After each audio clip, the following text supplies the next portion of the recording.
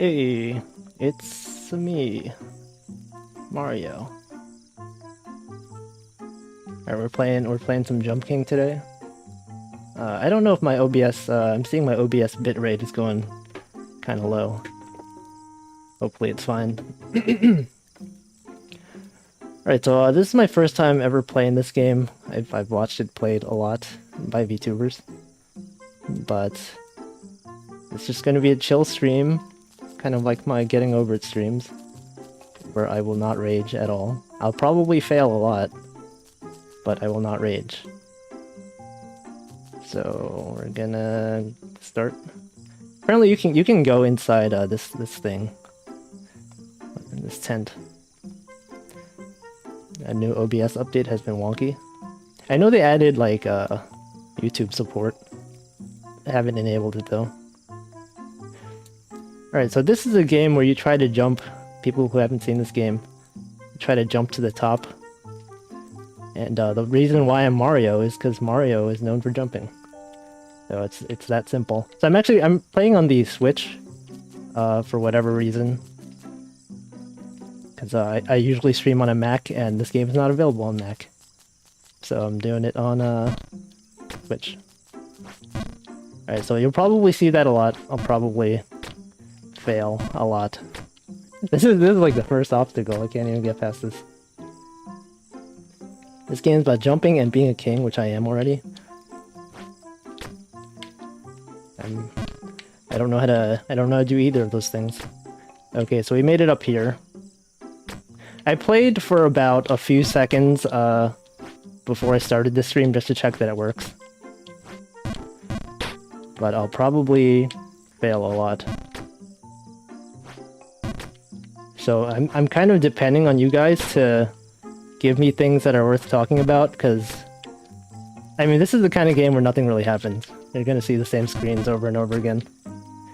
And there's also like no background music besides these crickets, which is why I've enabled the background music. I wonder if you guys can hear my controller. Hear me like press the buttons. Whoa. Okay. Oh, I'm blocking. So since I'm playing through my OBS preview, I might be blocking some of this stuff. Hopefully this is a good position. I could probably move the whole screen over. I think I'll do that. Because I think this game is like 4:3 resolution to regardless of like your screen size. Alright, so let's see. This one. This is probably fine, right? It's probably always going to be like this. Okay. Any preference for 2D waifu? What does that mean? What does that mean?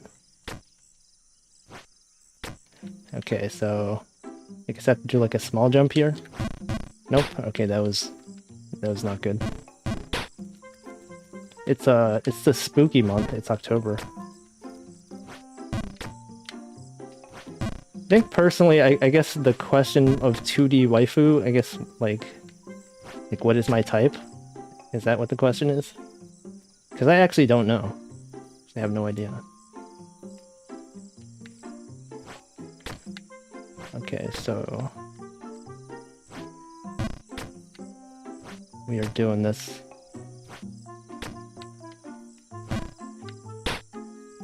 So the Niji-Sanji EN debuts are happening later today, which should be exciting. Guys, looking forward to Wave 3. Woo! I don't know what to think yet. I usually reserve my judgment until after they've debuted. Because they're like really active on Twitter. It was kind of the same thing as Council, right? When Council was about to debut, they were like super active on Twitter. And now they're just like silent. But I feel like with Niji EN, they tend to use Twitter a lot more often, whether or not it's just like during their debut. Wow, okay. I created a separate list for just the Niji EN groups. Wait, what am I doing? And it's like hard to keep keep up with it. There's like always activity.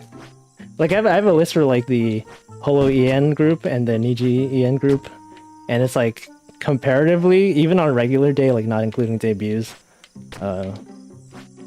the Holo EN list that I use is like almost completely silent, except like occasional like fan art retweets and like announcements of streams. All right, so let's have to figure out how to, this is like the first real obstacle of this game, I think. Oh, I did it.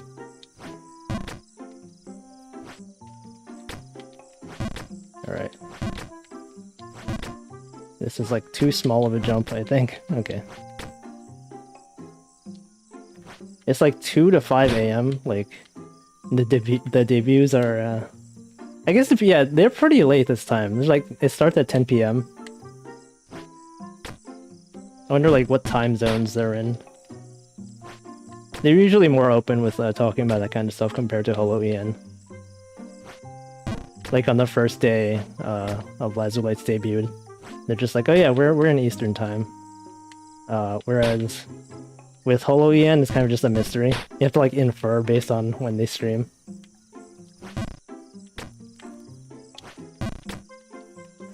And it is interesting that they're all Halloween. Well, most of them are like Halloween themed. Because they got like a witch, they have a ghost. I don't know, the other two are maybe not Halloween themed. But it seems like an appropriate time to debut them. I wonder if that was intentional or just coincidental.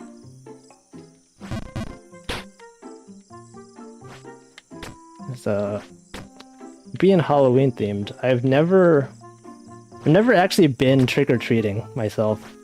Like, I know it's probably a common thing for kids to do, but I've never had the chance to do it myself. Just because, like, I live in New York, and when I was little, I lived mostly in Manhattan, and a lot of it's just, like, apartments and stuff like that, and the place where I lived, we didn't really do much trick-or-treating. You know, people probably, like, have apartment buildings where they'll have tenants that participate in trick-or-treating, but no one at my building did it. You see mouth movement, but no voice coming out. What? Are you muted? Have you muted the stream? Do I like Halloween? It's okay. I don't know. I've never really done much Halloween stuff. Like, the only thing close to Halloween themed thing that I've done is, when I was little, we had this, there was like a costume contest at some place where for whatever reason my grandparents decided to have me and my cousin try to participate in. And I didn't know like how serious it was. We were just like messing around. What we did is like we didn't buy or make our own real costumes. We had my cousin and I just wore paper plates with holes cut in them. And we were just like, oh, that's good enough. And then we went to this place, and they're just like people with full-on fancy costumes. I don't remember it that well. I just remember like it took place in a bank or something, like this large lobby in the bank. And I guess it was kind of like a party/costume contest. So you just had like me and my cousin wearing like regular outfits. Like a t-shirt and like jeans or whatever, and then we were just wearing like paper plate masks. I don't even remember if we decorated it. It was just like paper plates. We had like tape. It was like taped onto our faces. But besides that, I've never done anything really like Halloween.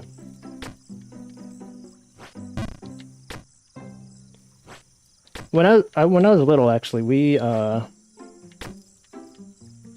lived near a school, so I had like 2 houses that I kind of lived in. My grandma lived in like Manhattan, and then sometimes I would live with my parents. And their house was near a school, and sometimes we'd have trick-or-treaters come to our house. But since we never really celebrated, we didn't have candy. Like, it's not the kind of neighborhood where people usually would go trick-or-treating, which kind of sounds unusual, right? You kind of expect everywhere to participate in trick-or-treating, especially if it's like right in front of a school. get like kids just coming out of school and trying to do trick-or-treating. But the only year that I remember there being trick-or-treaters, they just like a bunch of them came up to our house, and I think my dad was like sweeping outside, and they just like looked at us expectantly, and we're just like, we don't have candy, sorry. And then they just walk away disappointed. I'm not even paying attention to the game at this point. I'm just like pressing buttons.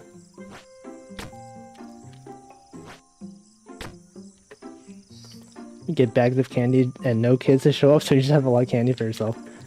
Yeah, how often do you guys usually get trick-or-treaters? Because I've only had them like once.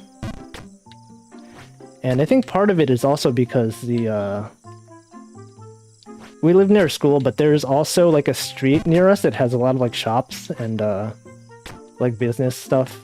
Not business, just like local businesses, I guess. And the kids usually go there to do their trick-or-treating. So every year when I get off work and I like walk home through that street, I'll just see a bunch of kids trick-or-treating. And so all the trick-or-treating is kind of like concentrated in those areas. It's usually like I'll get home kind of late at night, and you'll see shops that have signs in front of them that are just like, we're out of candy, please don't try to get candy from us. You've overshot like 3 times since I've been watching. Yeah, I'm not paying attention. This is not really a Jump King stream. I'm just it's just you can't even tell. Like, what if I'm not actually playing this game? This is just like some pre-recorded video of someone else playing Jump King, and I'm just like talking over it. There's no way for you to know. So you could have a conspiracy theory that Wolfie's not actually playing this game at all. I'm actually like really good at this game. This is just like someone else playing it. Used to get trick-or-treaters in the late 90s and early 2000s, but not anymore. Actually, I wonder how that works today, like, because with COVID, people, like, it's not safe to just go to random houses and trick-or-treat. I mean, like, the whole COVID pandemic stuff started, like, early last year, so Halloween has happened. So I'm just wondering, like, how it went last year, around October.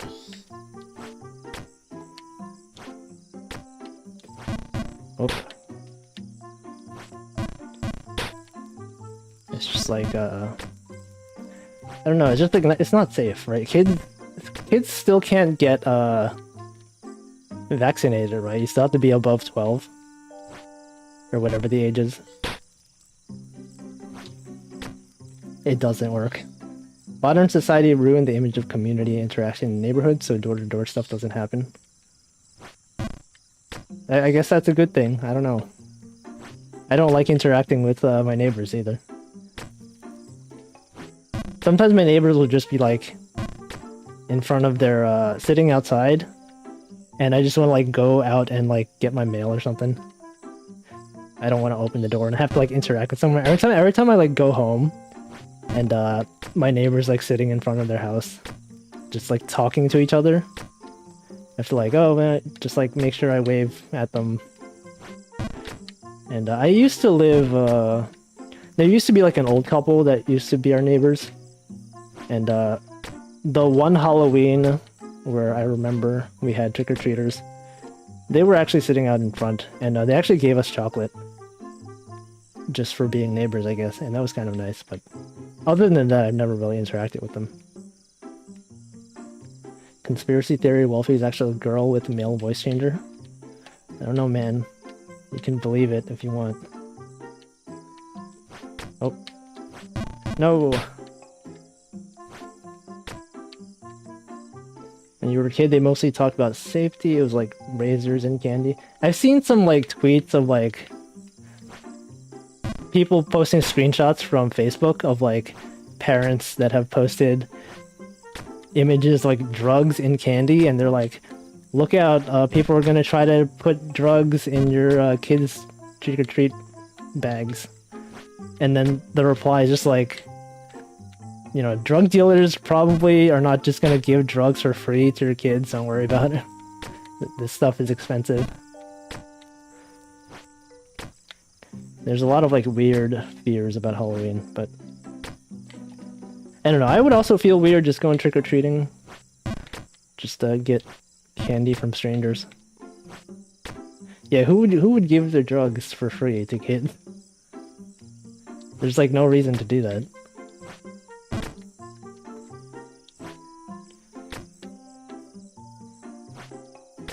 Like, if you guys have gone trick-or-treating, like, do you ever get weird candy? Like, people just give you stuff that's not really candy. Just like snacks or sometimes people give like entire apples or like fruits. I've never experienced it myself, so I don't know. And what's the deal with candy corn anyway? Like, candy corn only really exists around Halloween time. You don't see it any other time of the year. Wait, I've talked about this before, actually. It's like the same with Peeps during Easter season. Peeps only exist around Easter, and candy corn only exists around Halloween. There's probably like other candies that also are seasonal like that. You got a quarter of a ham sandwich. That sounds like a good deal. Was it good, or was it like cold? How they put a gun inside the candy? Oh yeah, I saw a picture of like someone posting that too. Just like some guy with like a Twix bar or something, and he like cut it in half and he just put like a gun in between it. It's like, look out parents, this is what they're gonna give to your children. Should be a yearly candy. Candy corn, I don't get candy corn. The first time you heard of candy corn was Pomo's Pizza. Yeah, that was quite a pizza.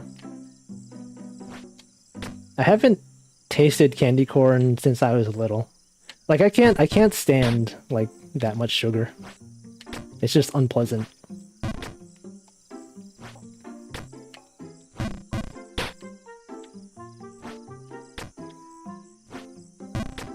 The sandwich was slightly stale.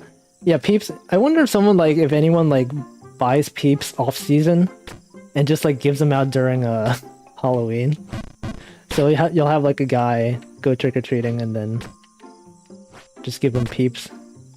Like, how long do those things last anyway? They usually have like an expiration date, but I wonder how far ahead of time you can buy them.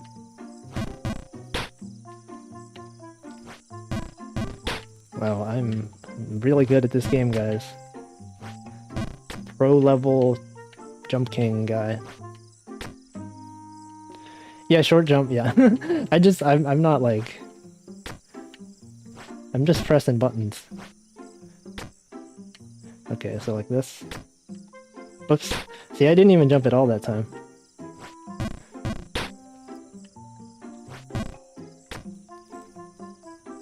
Oh yeah, there's some people who just leave the candy outside. They have like a trick-or-treat jack-o'-lantern with candy inside. Like, there's nothing stopping a kid from just like taking all the candy and leaving. Hey, I did it. Okay, can I actually make this time?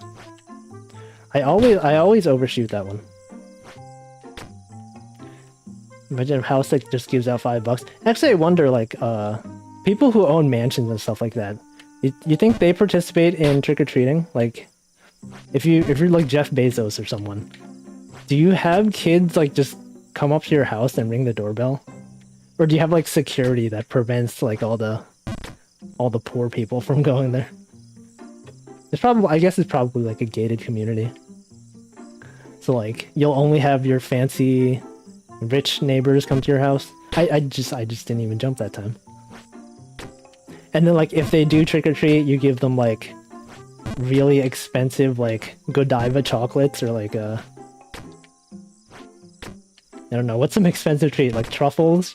Just give them like really expensive truffles. Yeah, mansions are probably gated. Or probably like if you if you were somehow able to ring a doorbell even though you're not supposed to, you'd probably get arrested. They'll have like security be like, who's this kid? A door cam should do. Okay, can I do this time? Hey, look, I almost did it, but failed again.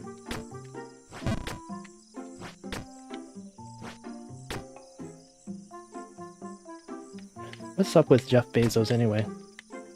I heard they're trying to send William Shatner to space. Apparently he's 90 years old. Or at least that's what I saw in the title of the article. I get recommended all these articles that I don't actually read.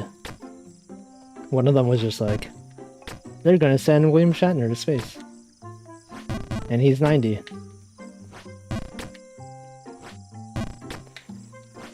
Alright, maybe I should actually focus to make some actual progress. I didn't realize he was like 90. I thought he was like, you know, 70 or something, but man, 90. Like, have they ever sent a person to space that's that old? I wonder how they'll handle like the conditions up there. 1931. Yeah, that's wow, that's 90 years ago. I would have thought like, you know, 1931, I would have thought that was like 70 years ago, but the mindset of someone born in the 90s, just like everything after 2000 is just 2000. Like the last 20 years just didn't happen. So when I see like people are born in like 2001, I'm like, oh, you were born like 10 years ago. You're probably like 10 years old. But they're like 20 now. It's like, whoa. Why does that happen? Why am I old?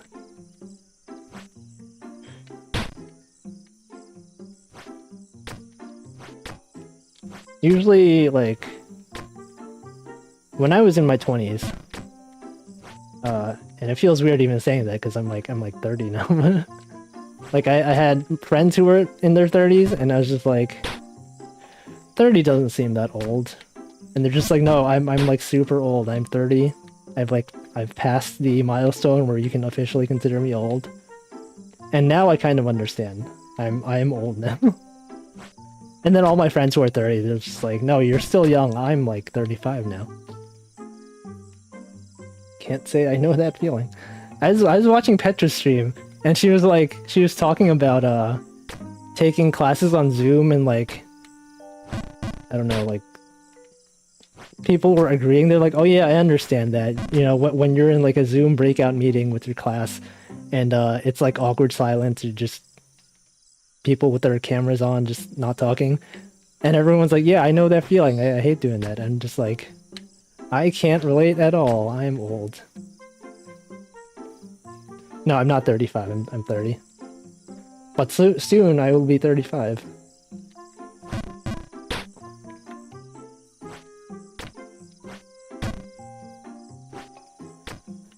Real 90s kids energy. Yeah, it's in my Twitter bio. Twitter has it so that you can set your birthday, but like you can show either your whole birthday or just the year, and then you could restrict it to like show it to only followers or to everyone. So on Twitter I have it so that if you follow me, it'll show that I was born in 1991. Yeah, I remember summer. Summers were really different as a kid. Wow, I am bad at this game. Yep, 1991. It's kind of weird because when I was little, like, I would use internet forums, and like I would feel like I was always the youngest person there. Like everyone I talked to, I'd be like 13 or something, and everyone there was like in their 17s or like 18s. And it's like, wow, everyone online is just like older than me. Nowadays it's the opposite. Every time I go online, there's like people in their like teens, in their 20s, their young 20s. Just like, what happened? Where is everyone who is my age? Where did they all go? Okay, so this is the farthest I've ever made. Yeah, Envision Free. I remember that. Envision Free forums. Those were the days. I used to use like RPG Maker forums were all like Envision Free based. And there was like a Sleepywood, which was a MapleStory forum. I also used Envision.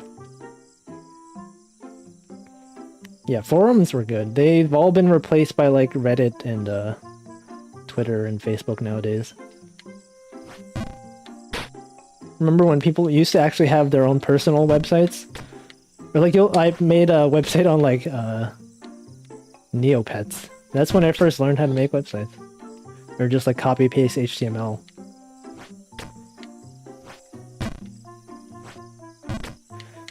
Whoa, look at all this progress I'm making.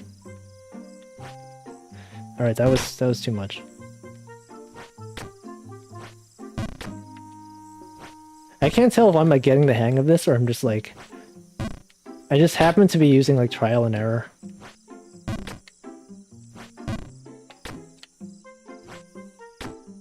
GeoCity. Oh, Zanga? I remember my cousin used to use Zanga, and she was kind of like a really normie. And she had like all these JavaScripts that would disable like right-clicking. So, like if you tried to like copy-paste stuff, apparently that was a common thing like on Zanga. You would like find a theme that you would like, and then everyone would like right-click, view source, and try like copy your code. And so like a lot of people, what they would do is they would copy-paste some JavaScript that prevented you from right-clicking. Although, I mean, obviously you could just like still view source without right-clicking, but that was something people did. Millennial. I always like. I don't know what the different generations are. There's like millennials. There's like Gen X, Gen Z. Like Gen Z is Zoomers, right? That's like, I don't know what year do you have to be to considered a Zoomer? You made an HTML site for Sonic the Hedgehog. Yeah, good times. I don't know if you guys remember web rings. I talked about this during my Mario Sunshine playthrough. That was like my first experience with the internet. Was like browsing Pokemon web rings on GeoCities. Apparently GeoCities is still used in Japan. Like they killed it in the US a long time ago, but it's still used in parts of Japan.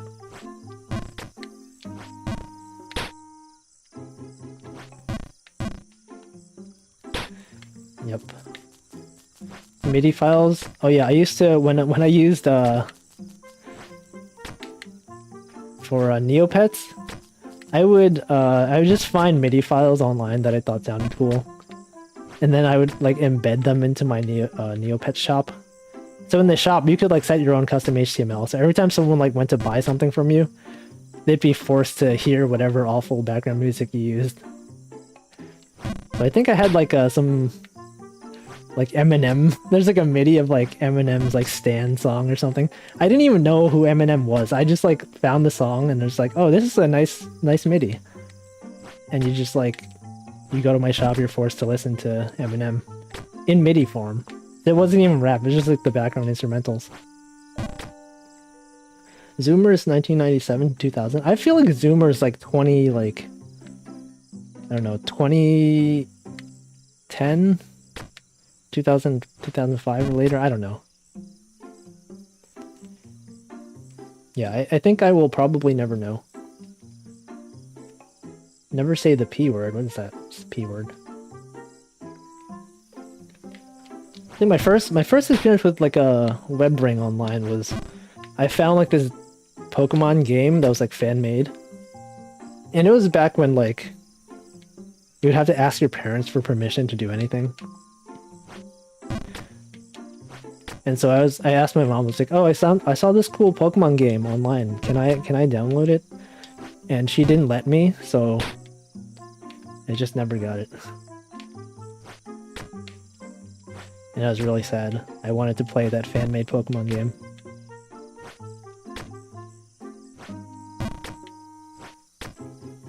Alright. Can't tell if I'm doing well or bad. Probably not doing so well. You were born 2002. Whoa, you're like 10 years old. No, you're almost in your 20s. Whoa.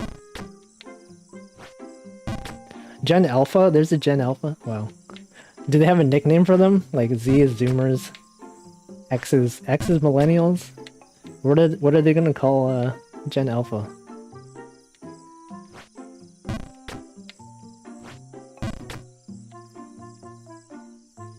Alright, so every time I hear Millennials, I'm just like... I feel like that doesn't apply to me, although like I am, I guess, technically a millennial. The alpha sounds cool. Yeah, I don't know. We will find out. That's like they're going to be like the generation that grew up with COVID. Like with social distancing and everything. Oops. Millennials is Gen Y. Wait, then what's Gen X? I don't know any of these things. Wait, I should look this up. What is... Okay, what is Gen X? There's probably like a page that tells you like everything. Okay, Wikipedia article. Oh look, there's a whole like graph. Okay, Generation Alpha is early 2010s. Okay, Generation Z is 1997 to 2012.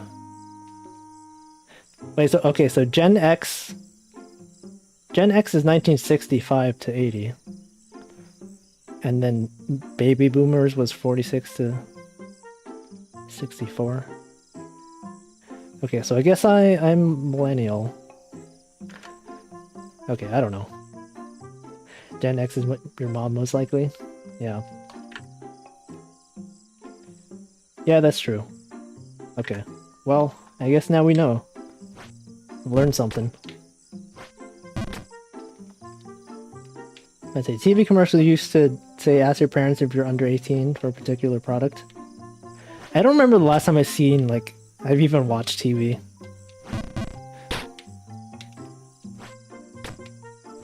I feel like now that everything's like online and streaming. Do people even still watch TV? Probably, right?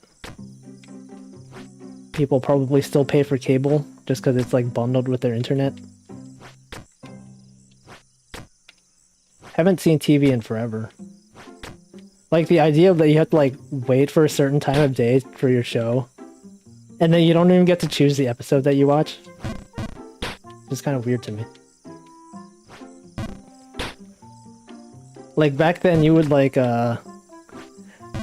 it's like noon, right? And you have like the day off and you're just like, I wonder what's on TV. You turn it on and it's just like I don't know, Wheel of Fortune or what is that show that had Bob Barker and then replaced by Drew Carey? Oh, The Price is Right. They'd always have those, and then they would always have like soap operas that looked really boring because you're a kid and don't understand them. I still don't understand soap operas.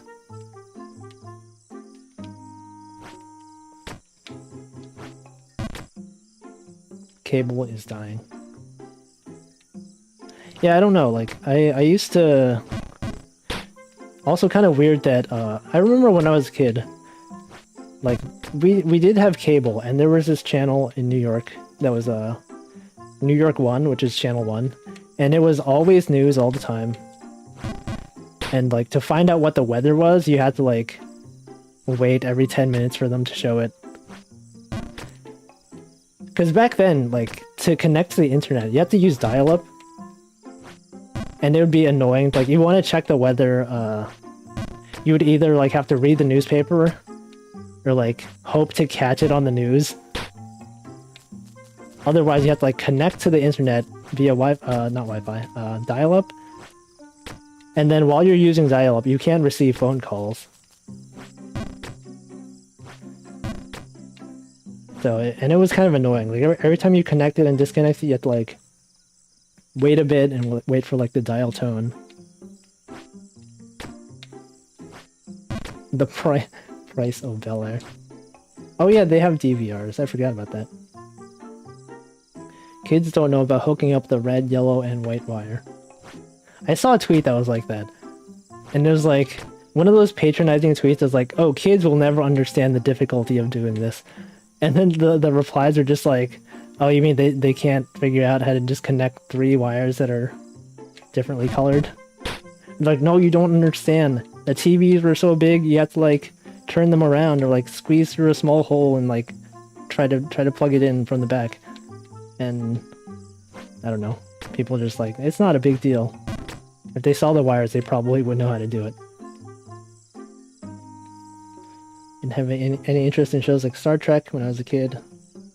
Yeah, it was also like back then, you didn't really have a choice of what shows you could watch. Or I mean, like they were always showing specific shows at specific times.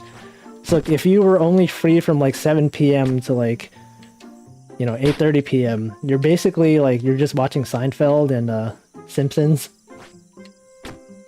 Whereas if you're the type of person who had like the day off and like you're able to watch Saturday morning cartoons or whatever.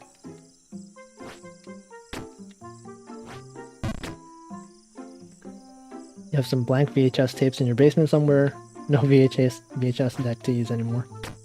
I remember when I was little, my mom, there's all these like $1 discount stores, and I think at some point the Pokemon episodes were really old, and they were selling the VHS tapes for like $1 each.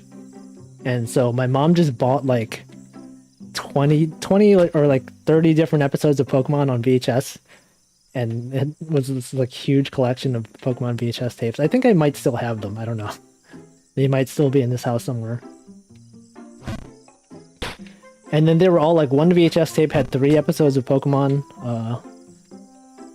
But then there was this one episode, or this one VHS tape that actually had 4 episodes of Pokemon. We were like, whoa, that's a huge discount. You had like 25 cents per episode.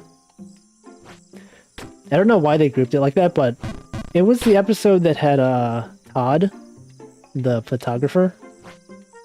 And he was around for 4 episodes. The only reason why I know that is because that VHS tape had 4 episodes on it. Yeah, it was a huge deal, right? You pay $1 for a VHS tape. 4 episodes of Pokemon.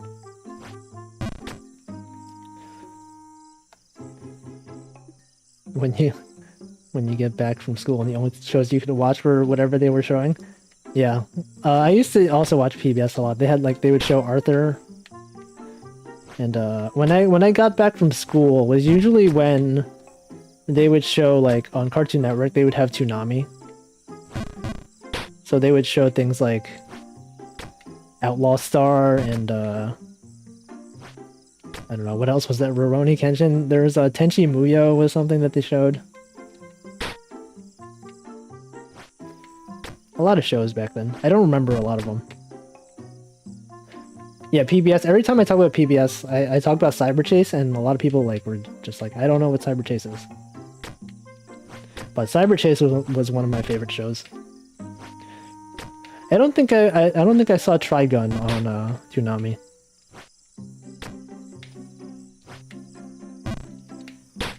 But yeah, those were some good times. They also had a Gundam Wing. I think that was the only Gundam series I've really seen. And I remember none of it. Oh yeah, Dragon Ball Z also, and original Dragon Ball. Yeah, nothing stopped people from just like illegally recording events on their VHS tapes. It was also like back then when you would if you wanted to record video of something, like we didn't have like small phones to use.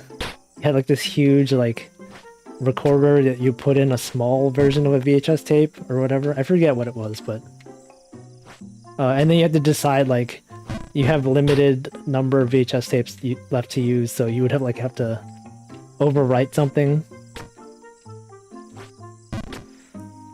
cheapo public domain cartoon tapes. Yeah, I heard like back then also, if you wanted to like watch subbed anime, like I was too young for this, but like I guess people would trade VHS tapes that had hard subbed anime on them. And they would like they would copy them and distribute them at like events and stuff like that. And they would have weird notes on them. Like personal notes for specific people. I saw some pictures of those going around on Twitter. But yeah, it was not. Did I have Aika or Najika? I don't know what that is. So maybe not, I don't know. Mini DV, I forget what that is. Oh yeah, camcorder, that's the name, camcorders. They had a court case on it in the 80s. They say recording for personal use is okay. But nowadays you can't do that.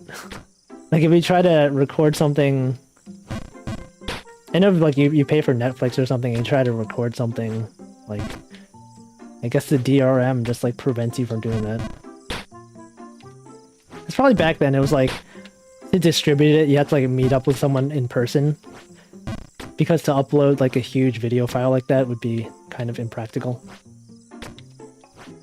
I mean, people still did it. Torrents were still around back then. Oh yeah, Blockbuster, that was also a thing.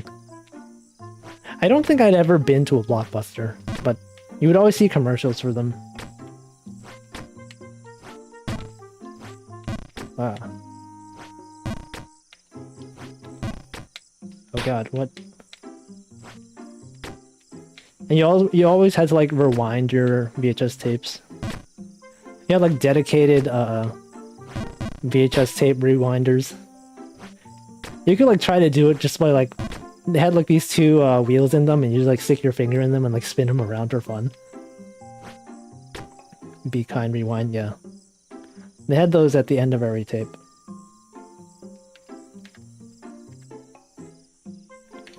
Okay, so we're still stuck on this part because I'm not paying enough attention to what I'm doing.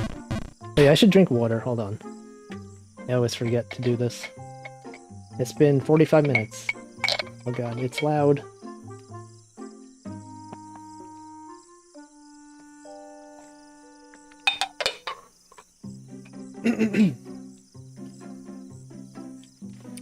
What was the deal with MTV anyway? I feel like I never really understood. They would like show music videos sometimes, but sometimes it's just like random shows like unrelated to music. What's going on with that? Yeah, it was music TV, but sometimes they had like MTV, was it like MTV2, which was not about music at all. Like wasn't the show Jackass on MTV or MTV2? And there was like MTV Cribs, but that had nothing to do with music. It was just like people talking about their houses. Wait, the History Channel like has stuff that's not related to history at all.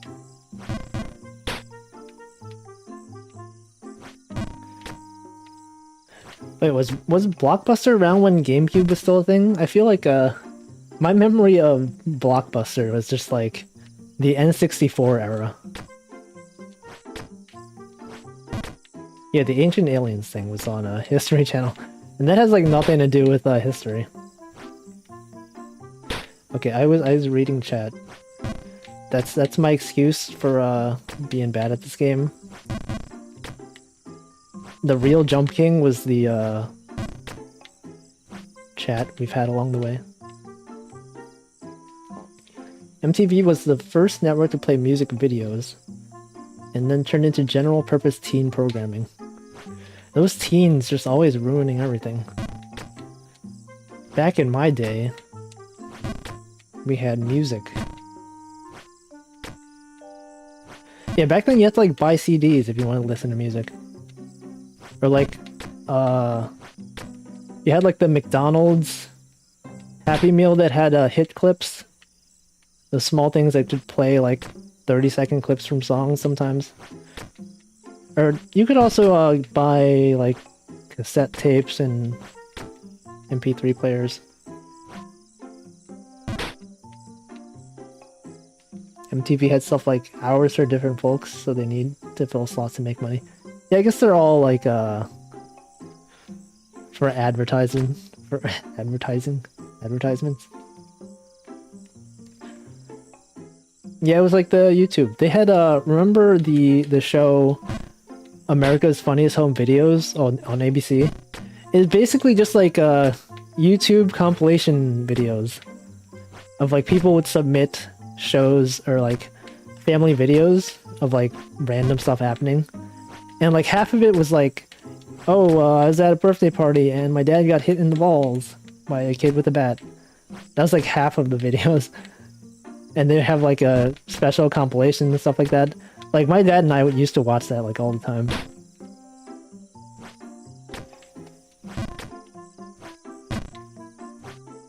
It was good times. And nowadays, I don't know, does America's Funniest Home Videos still exist? And they had like award ceremonies. Like they would like vote on the funniest videos, and then they would like have people they'd bring them on stage and like present them with like some cash award for being like the funniest video of the week or something. That's wild.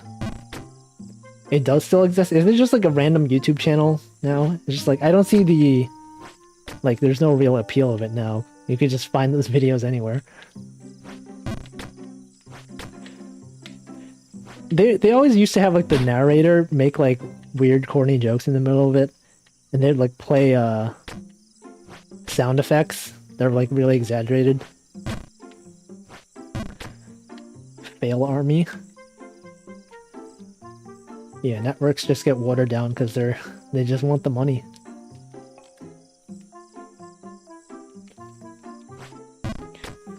Yeah, it's basically converting like random people submitted videos into advertiser money, and sometimes you give them back to the person who wins.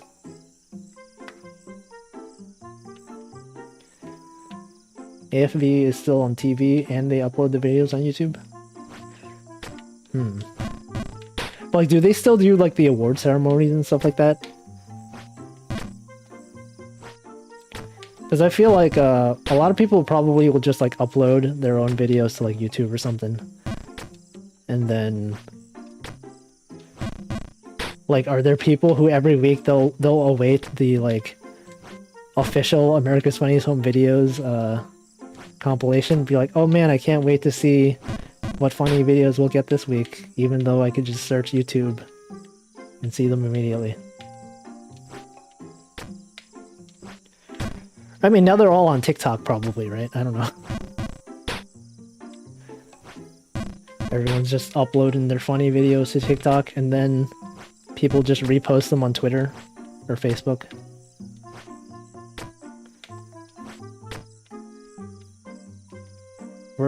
World's first ever guy reacts to... Yeah, they're React videos, but it's just like some unfunny narrator just making obvious jokes. Probably old people still watch it.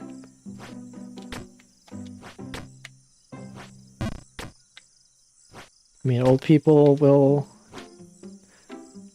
watch anything. I should know because I am old. I'm an old person now. Oh, they still give like 100K to the winners? Wow. That's pretty good money. Just like for a random video.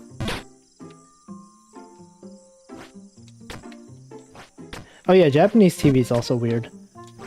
They always have like random like videos of or like in the corner of a video they'll always have a face of one of the hosts or like one of the people on the show, just so that people know whether they should be laughing. Do they still have the same guy hosting America's Funniest Home Videos? Or is it a different guy? Actually, what is that guy doing nowadays anyway?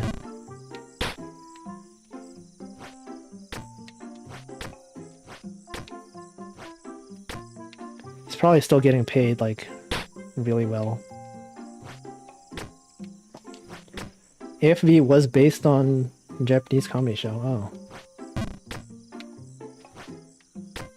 Yeah, there's probably a lot of things like that. There's like the American Ninja Warrior, or those obstacle shows where like you have a wall moving towards you and there's like a hole in it. You have to like try to squeeze through it. I know they tried like recreating that game in the US. I don't know how well it went.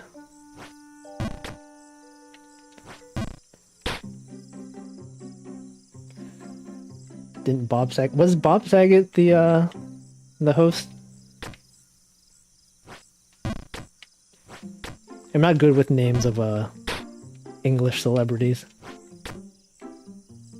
I remember also on ABC there was the America, well, like something home makeover where they would like choose a random house and then like send the family on vacation for a week, and then they'll like remake the house or something, and then the family always comes back and they're super surprised, like, oh man, you've changed our lives. But it's always like focus on like one specific interest of theirs. Like if some guy says, oh yeah, I like skateboarding, his entire room is going to be skateboarding themed.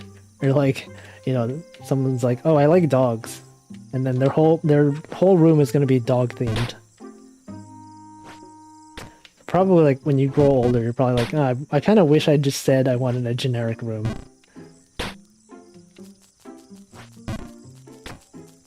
Oh wait, Carlton from Fresh Prince hosts the America's Funniest Video. Wow.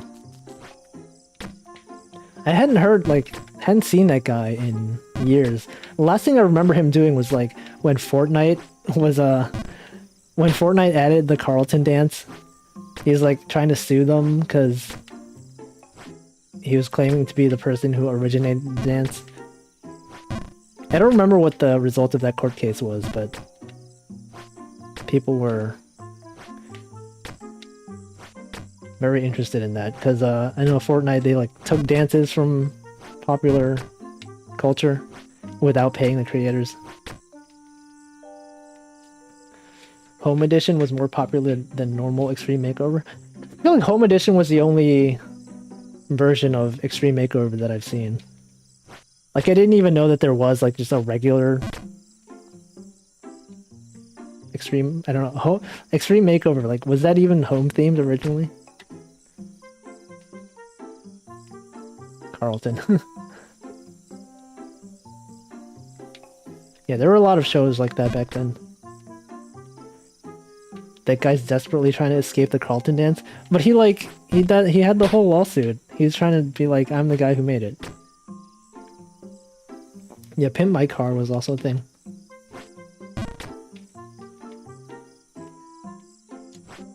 There's also like shows like Who Wants to Be a Millionaire and what was that other show? There was like Weakest Link. Bunch of other shows like that.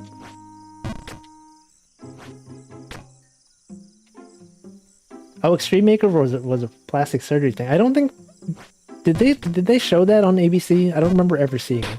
Like I only saw the home makeover version. It was very extreme.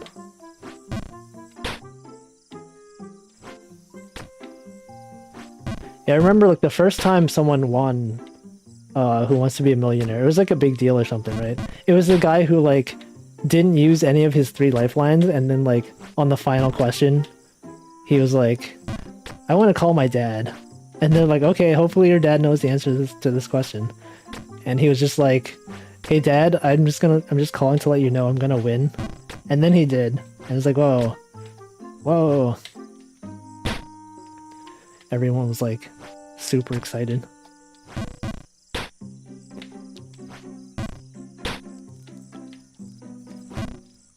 I wonder where that guy is today. Like, is he still like, what is he doing now?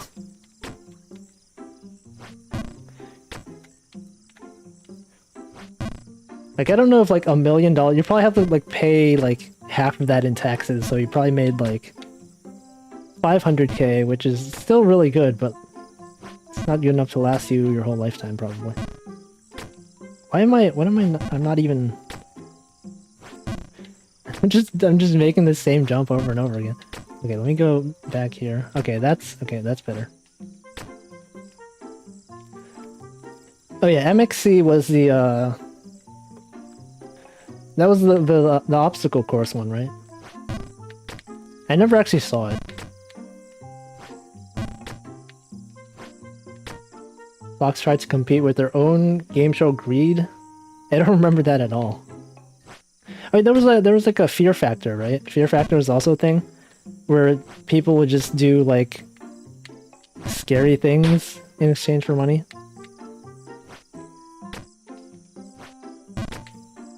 Just all these like really old TV shows.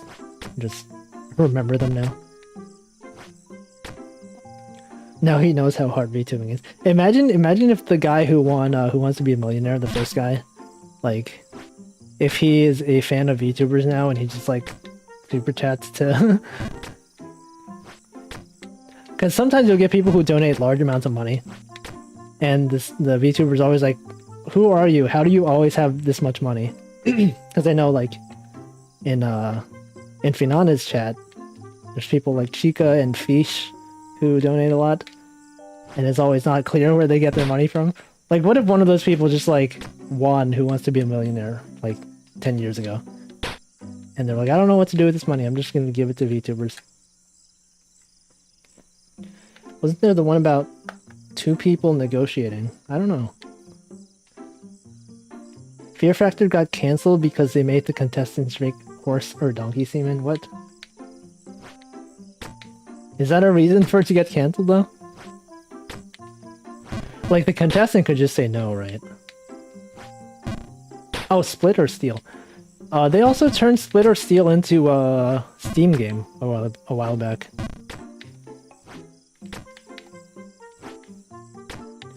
Online competitive Steam game.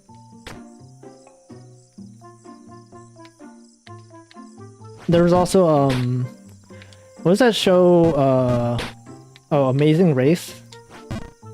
Where you just, like, you have pairs of people traveling the world doing random challenges. I remember watching that, like, either the first or second season of that show when it first aired. It was always exciting. You have to, like, wait a whole week to find out what's gonna happen.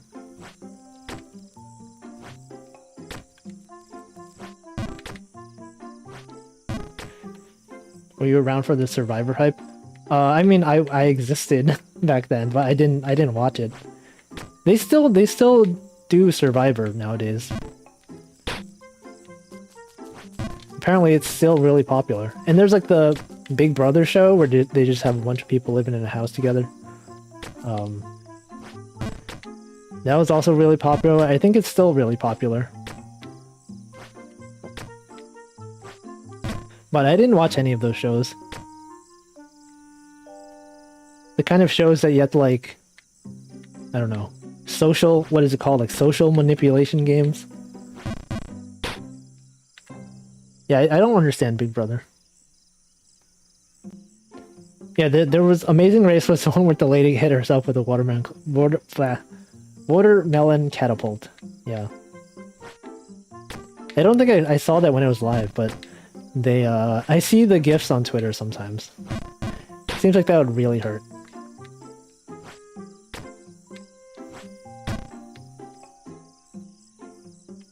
I don't understand Big Brother, but, so the streamer that I watch a lot, Northern Lion, he's friends with, Dan Giesling, who's actually one of the Big Brother contestants, and, I guess he was pretty well known for it. And, like, he also does streaming, but, like, half of his audience is people who are fans of him on Big Brother, and half of it is people who knew him from streaming, like, from Northern Lion's circle of friends and viewers. And so it's always weird, like, he'll be like, hey, I'm streaming, you know, some random indie game today on Twitter. And then you'll get half the replies are just like, Twitch users and like Pog based, you know, I love this game. And then you'll have people commenting like, when are you gonna show up on the new season of Big Brother? And I've never understood what that show was about. I tried watching like some clips of it, and I'm just like, I don't get it. Why are people so invested in this show? But I guess the same could be said about like, why are people into VTubers? I don't know.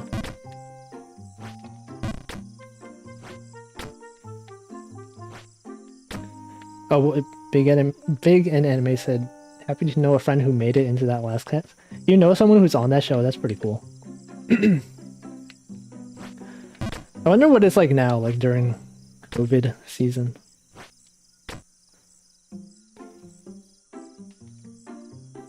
You got way into Big Brother 2 years ago. Wow. Yeah, I've never known anyone who like cared about that show. Do y'all remember 1,000 Ways to Die? I don't think I've heard of that show. At least it doesn't sound familiar to me. Did I watch the Japanese Big Brother? I don't watch Japanese shows in general because I don't understand Japanese. Wasn't there a show that was like kind of like Big Brothers but like chill? Terrace House, was it? Terrace House was the thing? Was something. I've seen people recommend it, but I don't know anything about it.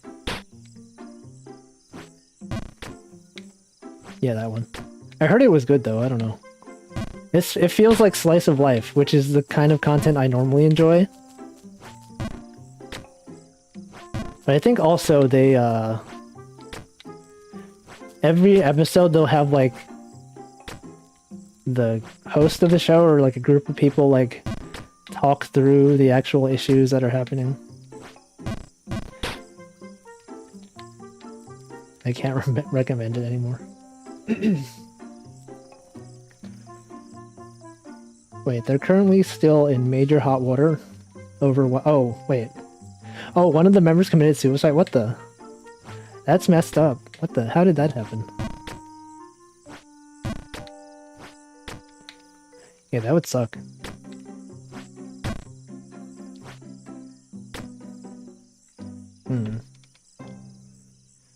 Should travel so 1 year ago Wolfie can ask why you're into VTubers. I just like VTubers. Oh, there was bullying? The producers made a situation that caused one of the members to get heavily bullied. Wow. Yeah, that actually seems like it'd be a huge problem. Like people who are on those shows, who are on social media and stuff like that, just to be commented like by randos on Twitter. I mean, like back then, like when reality TV, like and internet weren't really a huge thing. Like you couldn't just go on Twitter and like send a reply to the winner of Big Brother or something back then. Like nowadays, you can just have direct access to talk to a random person on Twitter. And so it feels like it'd be a lot more stressful. Oh, the producers actually instigated. That's messed up. They did it for the views. Oh, okay. Well, that's depressing. I'm guessing people stopped recommending it then. Wait, how long ago was that anyway? Like, was it recent? Or did they like put the show on hold or something? Yeah, they heavily edit things to make it more dramatized. Like you'll have like some mundane argument and then like they'll put suspenseful background music on it to make it seem really bad. That was last year they put it on hold. Yeah, I think speaking of like reality TV shows, there was this The Onion show on YouTube that was it was like a parody. So if you guys are familiar with The Onion, they do a lot of like satire, news, and fake TV shows and stuff like that. Back then, they had this fake reality TV show on YouTube called Sex House, and it was kind of like mimicking those kind of shows like Big Brother or whatever. But it was very subversive. They had some really weird stuff happen on that show. And it's kind of like a horror. It turned into a horror show at some point. Joined the stream at the wrong time. It's not actually the show is not actually about sex. But yeah, it ended up being pretty funny. And they had the Porkin Across America, where one of the TV show hosts would go across America eating different pork products from random restaurants. And then that also ended up being a horror show. Yeah, The Onion had a lot of good, like, fake TV shows back then. They had, like, the whole fake news TV network.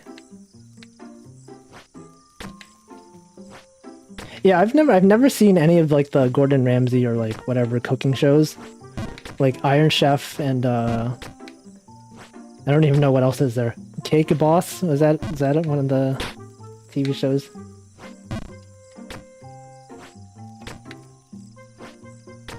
I did watch on the Food Network. I think there was a show called like Unwrapped or something where they showed you how different foods were made. I think it's also on YouTube. But yeah, those were some good shows. Oops, I just walked right off. This is why I worry about people who try to find out the identities of VTubers.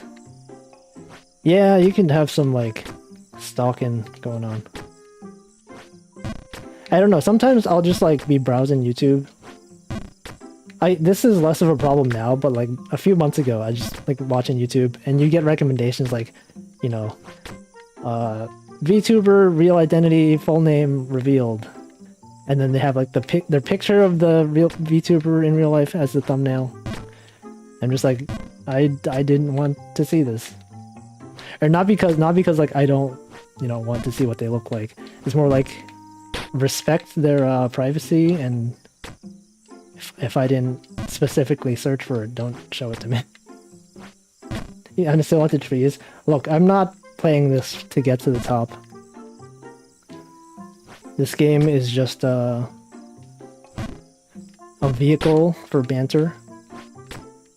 We've talked about some cool topics today. You put on Iron Chef when grinding some RPG. Yeah, that's like some TV shows, you just leave them on in the background. God. No, I was not looking at the screen that time. Alright, let me drink some more water, hold on. God, the wires keep getting tangled.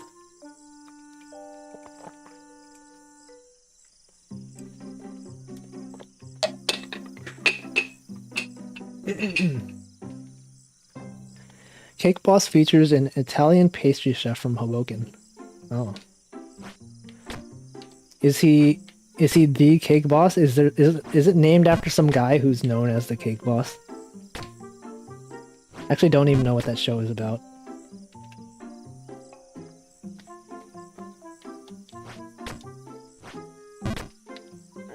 Alright, so we are at the trees. Maybe if I focus, I can actually achieve something. But I will not focus, because it's not what I'm here for. Am I winning? Yes. I'm extremely winning. He's called Buddy. That's a cool name to have.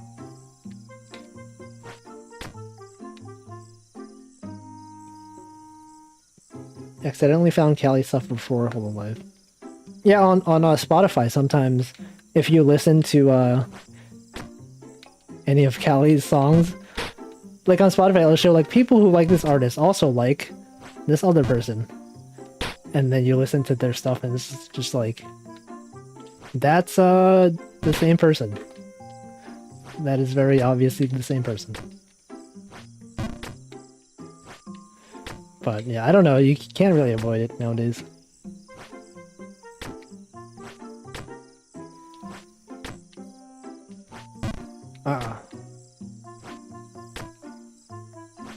There are some times when like like you'll find out the identity of a VTuber, their previous identity, and you're like, wait a second, I know that person. Like, not personally, but like I've known their content before they became a VTuber. It's happened like at least twice to me. And I usually don't like specifically go looking for that kind of stuff, but just like browsing online, you'll just find people just talking about it. There's like people who oh, look at that, I just fell.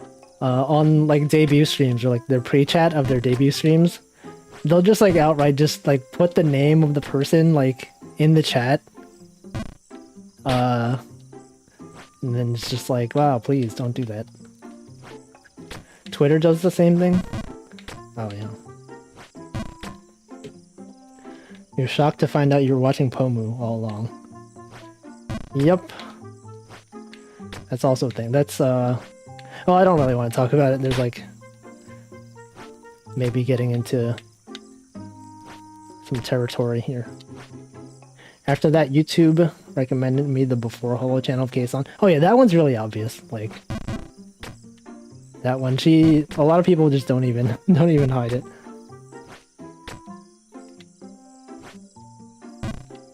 Also, like on the virtual YouTuber wiki, sometimes if you go on like a retired or graduated VTuber's profile, you'll see comments on it that are just like, you know, from when they graduated, you'll have all these comments like, I can't believe they're gone now, and then like a month later, you'll have like vague comments that are like, so glad they're actually back, or whatever.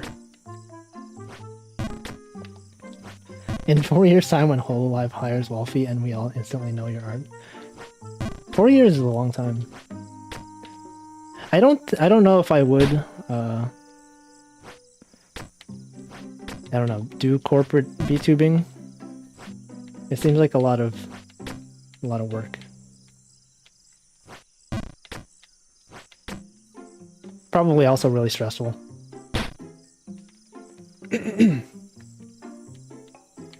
Yeah, nowadays every time when I see like a indie VTuber graduate, I kind of just assume that they're probably like they probably got hired as a corporate VTuber. I don't know, it used to be back then, it's just like you don't know if they're actually just retiring for real or they're just going to a better place.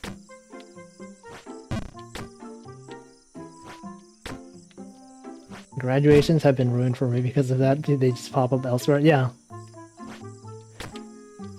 It's always surprising, like, whenever, like, a new, like, corporate VTuber generation debuts, people immediately, like, find out, like, oh yeah, this from the one voice line I've heard, and, like, the few tweets I've seen, you know, it has to be this specific person. And just like, wow. It's like, you can tell that just from, like, one voice line. And well, I guess if people have been following them for a while, they can probably tell. I don't know. And if like the timing lines up.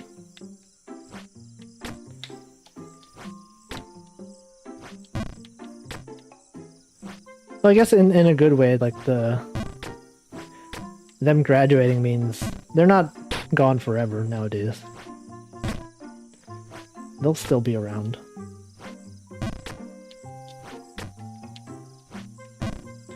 Oh god. Someday I will finally reach the top. Actually, probably never. I don't think I'll probably never beat this game.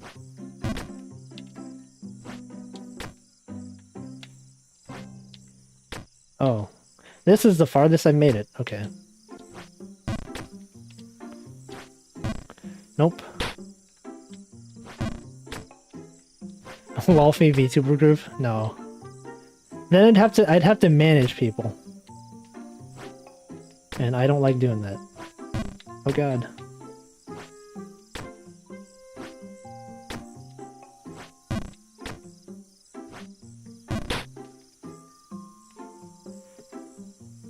Are there VTubers who just like straight up just retire and just... I mean, probably, yep. Who just never come back. I mean, they always leave it vague, right? You know, they could also just say like, I'm leaving for real, and then not actually.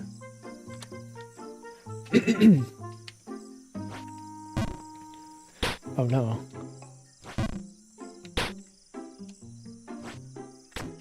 Like, there are actually some cases where,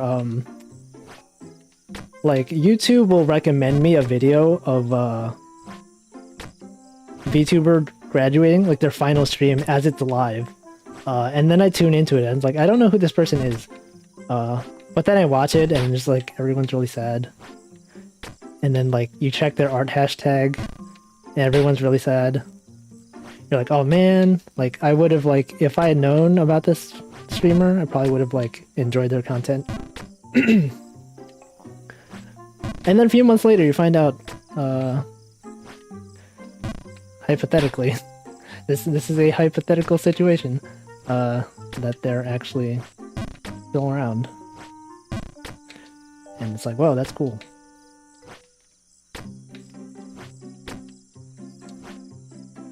We are not making progress. I'm still back here at the green part of the level.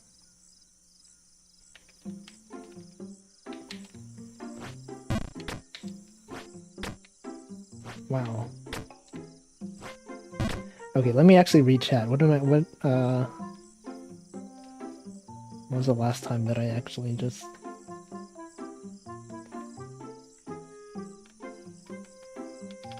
Oh yeah, I saw the high profile people who retired just showed up. Yeah, I saw that. And they're still around. You can never escape streaming.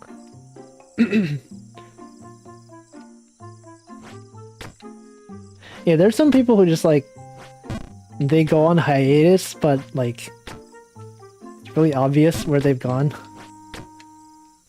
I guess the Kaguya Luna scenario. Is there checkpoints in this game, or is it like getting over it where you can fall all the way to the bottom? There's no checkpoints.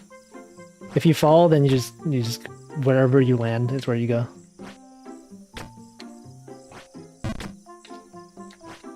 No.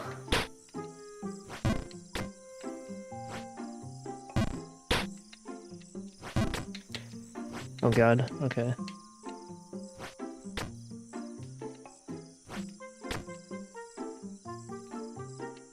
Oh yeah, the fact that if someone says they're graduating and then they also like private or delete all their videos,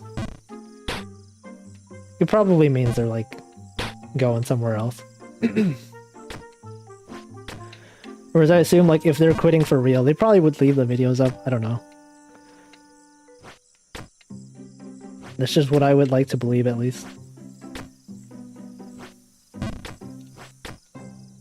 Wonder if there's ever gonna be like a situation where like I delete all the videos on this channel, and then you guys are like, Wolfie is gonna be a corporate VTuber. I don't know. There's some like really old videos on my my YouTube account from like 10 years ago, of like when I used to do like electrical engineering stuff, and I don't know why I still like use that account.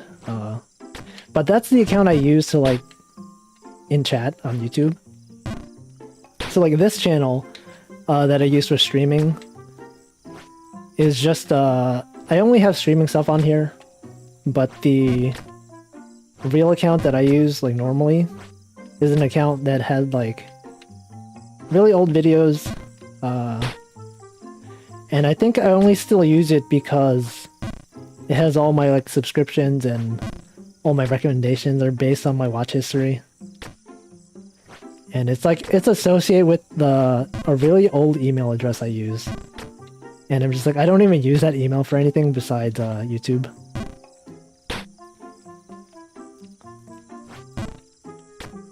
But I still use it. And sometimes I'm just like, I should probably just like delete some of these videos. They're like really old, or like private them or something. Because some of them are just like, here's a random 30-second recording of me playing MapleStory from like 10 years ago.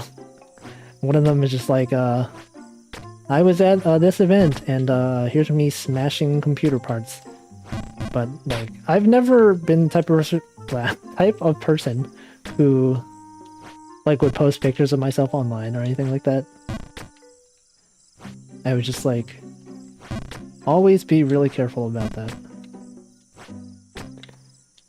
So none of them really have like, you know, oh, this is what he looks like, but I don't know where I'm going with this. I'm just... Okay, I should actually read chat. Okay, I've seen some comments in chat. Rip. Couldn't imagine Wolfie with a non-Wolfie live 2D. Yeah, I'm feeling like I also mentioned this before, like, if I wanted to be a indie VTuber who isn't associated with, Wolfie, I would have to, like, commission, like, a separate live 2D model. And, I don't even know how that would work. Like, you'd have to, like, find an artist that does it, and then someone who does live 2D rigging. And, like, I don't know anyone who... Like, I'm not familiar with, fan artists who draw male characters. YouTube randomly recommended the Ancient Wolfie account this week. Whoa. Yeah, this is the second Wolfie account. Actually, there's someone else on YouTube who streams as Wolfie. It's like Wolfie's House or Wolfie Plays or something. It's just like some random guy who lives in Japan. But he's not Japanese. So sometimes if I try to like search Wolfie on YouTube to find my own channel, I'll get his channel instead. And then I wonder if anyone like has been in his chat and they're like, are you the Wolfie that, you know, did all these animations? I wonder how often people get confused.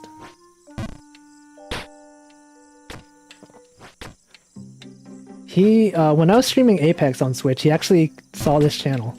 He like was in chat and he was like, hey, it's another Wolfie. And I'm just like, I know you. I've seen you from searching for God, I don't know how to talk. From searching YouTube. Yesterday we watched Fomu say okay for 10 minutes.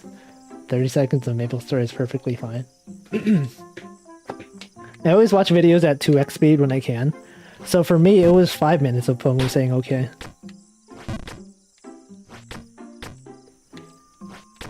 Random 10... I have some TF2 clips on my channel too. It was when I made the I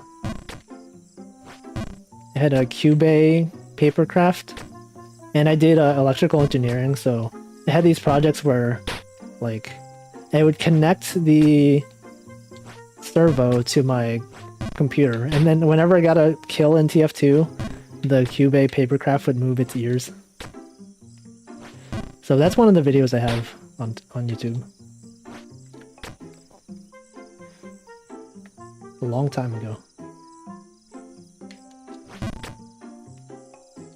Do I watch anime at 1.25? I haven't watched anime in a long time, so no. Actually, I used to watch some anime at 2x speed. It's like when I'm really far behind or there's like a lot of episodes, I'll watch. Sometimes I'll just like skip the opening and ending too. Yeah, I saw someone made the combination of all the times Fomu said okay, and then played them all at the same time. And then he put a wink at the end. Who did I main in TF2? I played Soldier and Pyro, I think. I knew how to do basic rocket jumps, but not any of the fancy like air strafing stuff.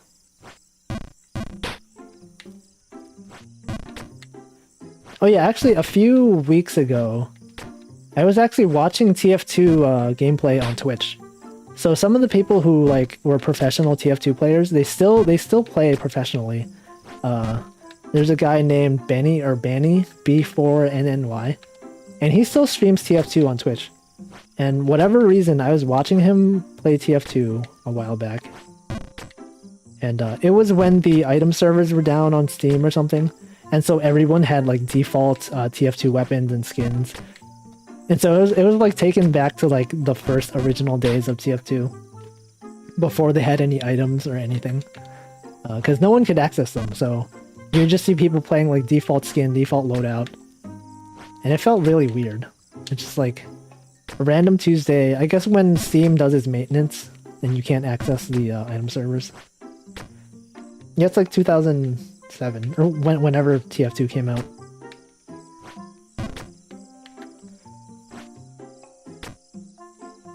Did I play Battlefield 2042? I only played the original Battlefield. Battlefield 1942 was the first one. I think I was in high school at that time, and they had a demo version of it where you could still play the demo online, but you could only play one level. It was like a snow level or something. And I would play that level like all the time with my cousin. It's a really long time ago though. And then at some point I actually like bought the game with my cousin and we're like, whoa, you can play like actual other levels besides this one. Oh god. Look, we're making good progress. Look at this. We're on the second screen. Whoa. Oh yeah, I used to play Engineer sometimes too.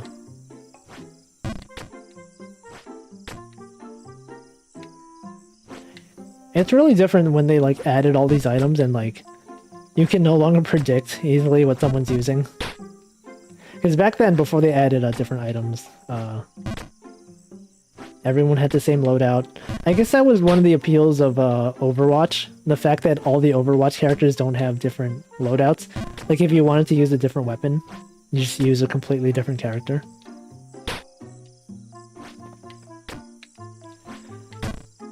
But now people just, I don't know, people still play TF2. It's just not as big as it used to be.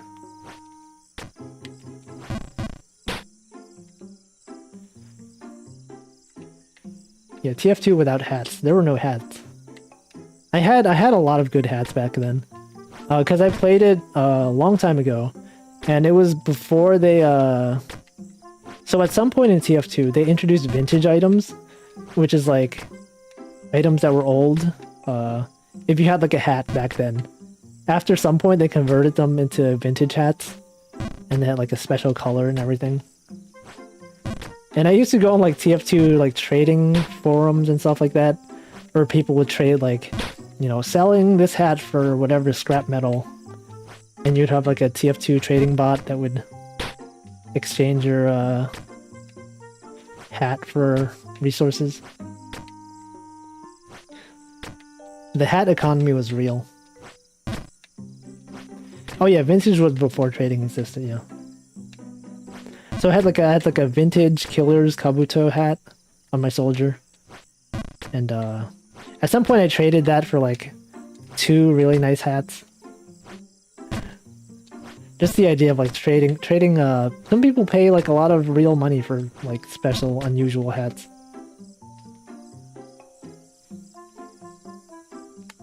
Vintage was before TF2 went free to play, was it? I feel like there was some other point, right? Like trading. Oh, I don't know. Yeah, I watched a bit of Battlefield 2042 gameplay on Selen's stream. But I don't understand a lot of what's going on. Nowadays, when I watch like a battle royale shooter on stream, it's kind of just like background noise. I still don't entirely understand Apex, like the different weapons or like the different strategy. I'm just like, well, I'm just gonna leave it on in the background and hope that they talk about something interesting. Alright, hold on, let me drink some more water.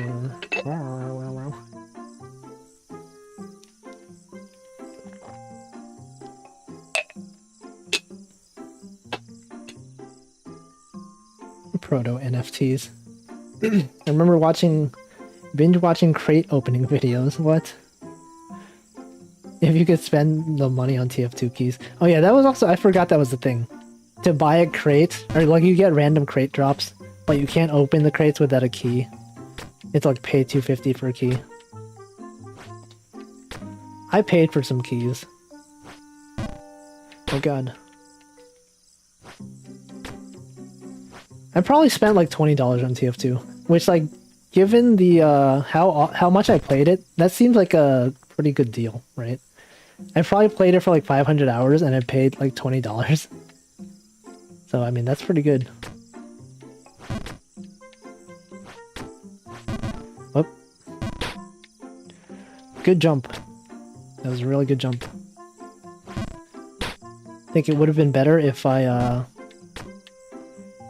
didn't fall. But overall, not so bad. That's how Valve gets around gambling regulations. I mean, are there even like gambling regulations for loot boxes in the US? Because I know in Japan, they for gacha games, they're like required to list the rates of stuff, and like I think they have it so that you're forced to set a maximum amount that you can spend, which is where like the Spark system came from. So like games where you roll for a banner, if you roll more than X amount of times, you're guaranteed to get the character.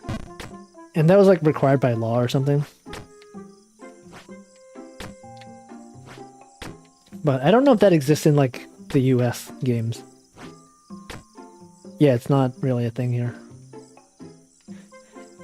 Have I tried jumping and not falling? I have not, but I feel like if I have tried that, I'd probably be a lot better at this game.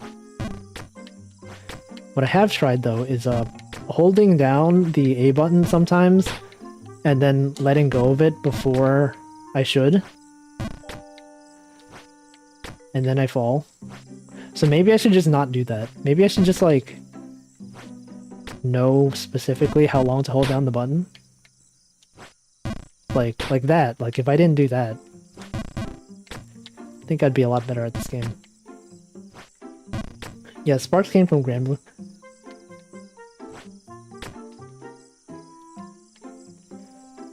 Oh, it's Germany. Germany cracks down on gambling in games. I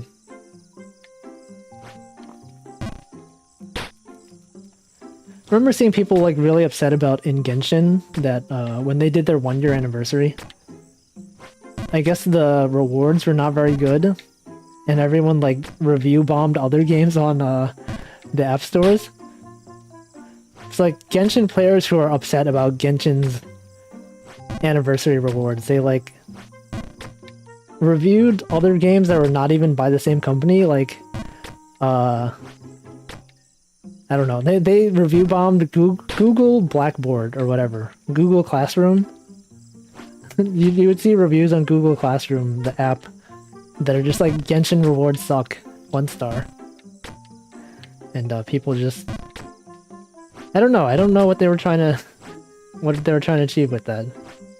It's not like Google Classroom can make your rewards better. Solution: hold the button and never let go. Have you played Jump King? Because if you have, you might know that if you hold the button, after some amount of time, he just jumps automatically. So if you hold the button and don't let go, he'll still jump.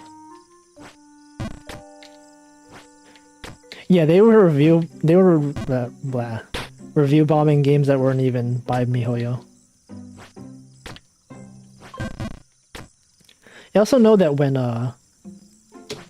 World Flipper, the pinball game first came out, and they nerfed one of the meta units, everyone like review bombed the game that it was stuck at like 3 stars for the longest amount of time.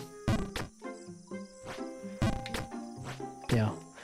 Hold on, let me check something real quick.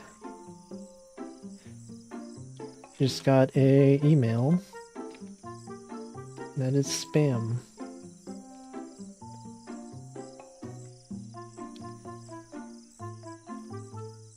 Oh, okay, whatever. Whoa, isn't a dude dancing? Look at him dance. Okay, I'm back. Let me check a bit if my game got bombed. Yeah, World Flipper, I feel like that really hurt World Flipper's reputation. A lot of people quit the game after that. Whoa. But the global version came out, and people got really upset about censorship. Like, they added some cloth to some of the characters. And people were like, how dare they? It's like, I wanted this game for my anime girls to show skin. And this is how you repay me? 1 star.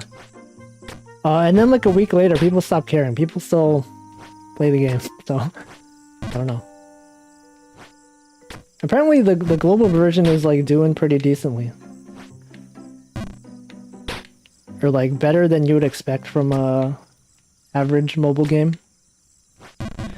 But I personally stopped playing it because I didn't want to play another gacha game.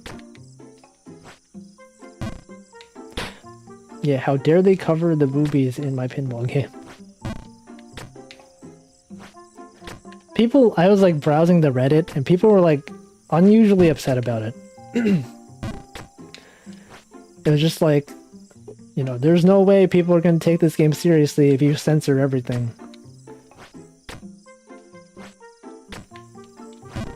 And, yeah. That is something. What gacha do I have now? I don't play any gacha games. I feel like, so the only gacha games I've really played are probably like, the first one I played is probably like Love Live School Idol Festival when it came out in English. And then, I had horrible luck in that game.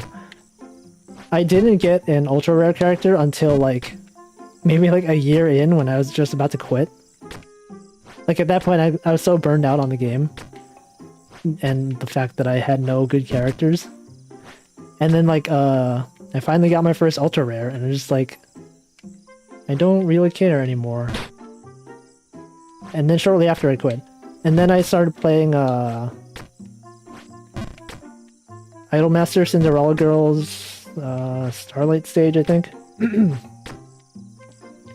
I played that for a bit. And then I got tired of... Like, I always get tired of, like, the same, like, gacha mechanics of, like, oh, you have to use your stamina efficiently. You can't, you know, leave your phone for 8 hours. Otherwise, you're being inefficient. So then I stopped playing that. And then Aikatsu actually had its own mobile game. It was also gacha. It was like a U-Beat themed. Like, where you have, like, a 4x4 square of notes to hit. And that game was fun for a while. And then I quit also. For similar reasons. And then I played World Flipper, the pinball game. And then I got tired of it. That game was actually really fun though. Some of the most fun I've had was playing World Flipper, trying to get a better time against the... There was like a golem boss that was really hard at the time. And I was watching as the meta developed. But then I quit.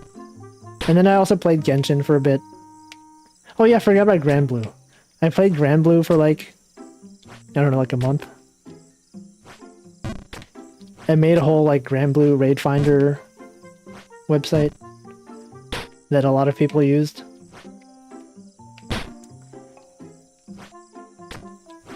But I didn't really play much myself. And then, what else was there? I think that's it. That's all the gacha games I played. I don't know if I'll ever pick up another one. I only played for a month and I made that God site. Yeah, I get bored sometimes. I'm just like, I actively look for useful things to program. Because while I was playing that game, people used to use TweetDeck to search for raids. And you have to like manually type in the name of the boss, manually like look up what the boss's name was in Japanese. I'm just like, this is really annoying. I'm gonna make something good. And then I did. And then people used it. I used to log in sometimes because Granblue does a lot of, like, for anniversaries and things like that, they'll give you free gems or crystals or whatever they're called. They'll give you free characters. I used to log in, just roll for characters and never actually use them. But then I was just like, why am I doing this? So I just stopped playing it.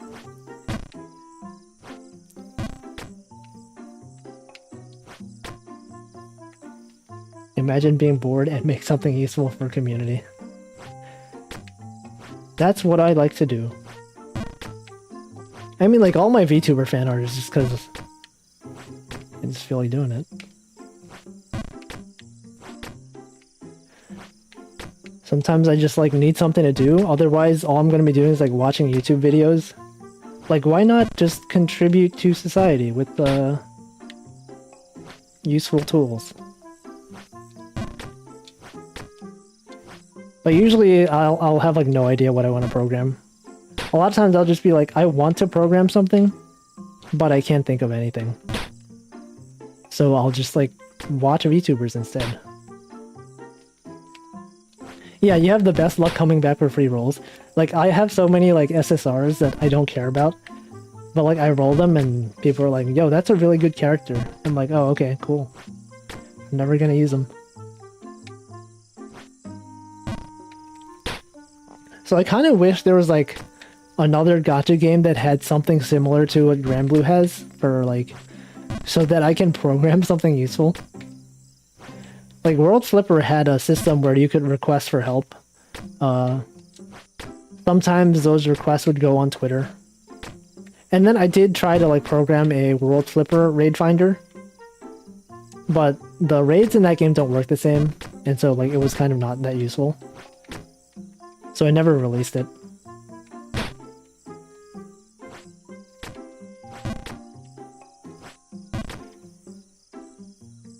Someday Wolfie makes something big for VTuber community just because he's bored. Maybe.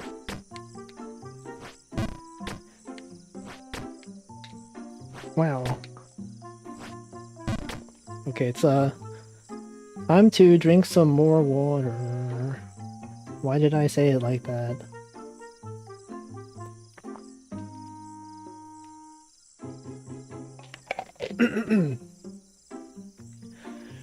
I'm dying to do some meaningful programming again, or for the first time. Yeah, it's hard to think of an idea for something to make.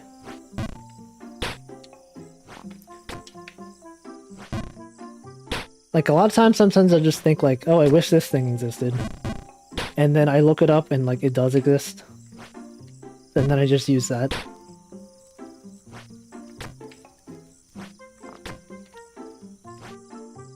You think you can make a phone app that mimics Outer Wild ship log, but make your own notes. I don't know what, haven't really watched Outer Wild streams. I mean, I like left, Ame's Outer Wild stream on in the background the entirety of when she was playing it. Or not the DLC, but the first time she played it. I just had it playing in the background. But I didn't pay much attention, so I don't really know what that game's about. So, I don't know. Surprised you don't like to join in on the Holodex projects and such. I feel like those projects are mostly, like, complete, right? There's only just, like, minor features that they still need to add. Or, like, probably, like, bug reports and stuff like that. I think a lot of the stuff that I've worked on was mostly just, like, by myself. The only real, like, collaborative coding stuff I do is at work.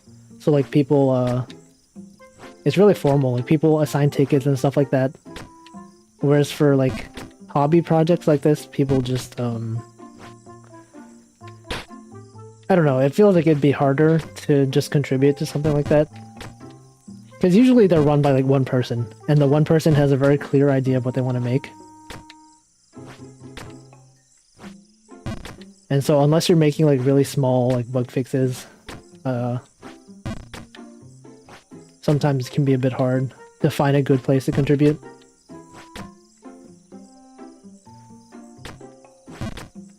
Yeah, VTuber schedule would be nice. I would imagine that like if I were a, I guess, proper VTuber who had a real schedule and things like that, I'd probably like write a custom tool for generating schedule images. Because I know a lot of VTubers probably they'll just like open Photoshop or something and like have a template and then like look up all the time zones. And so like if I were in that situation, I'd probably like write a tool where I just put like the time zone in Eastern time in a file somewhere, choose a background image, and then just like automatically generate something, like look up all the time zones for me. But I'm not a real VTuber, so I don't have like actual schedules. So my motivation to do something like that is kind of low.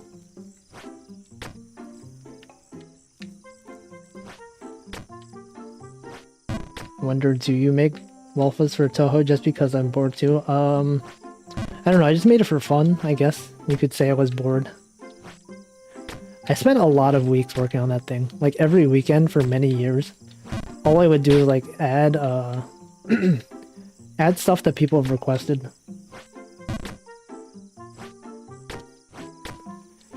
So a lot of my hours were spent on that thing.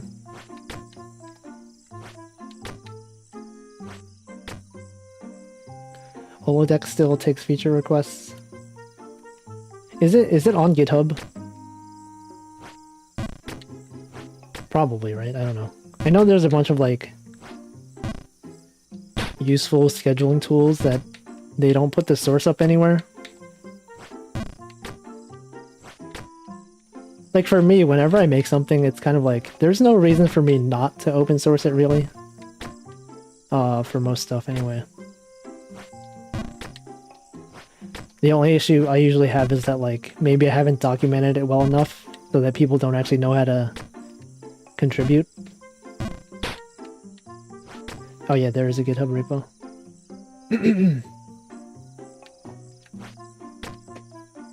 Yeah, Flash is dead.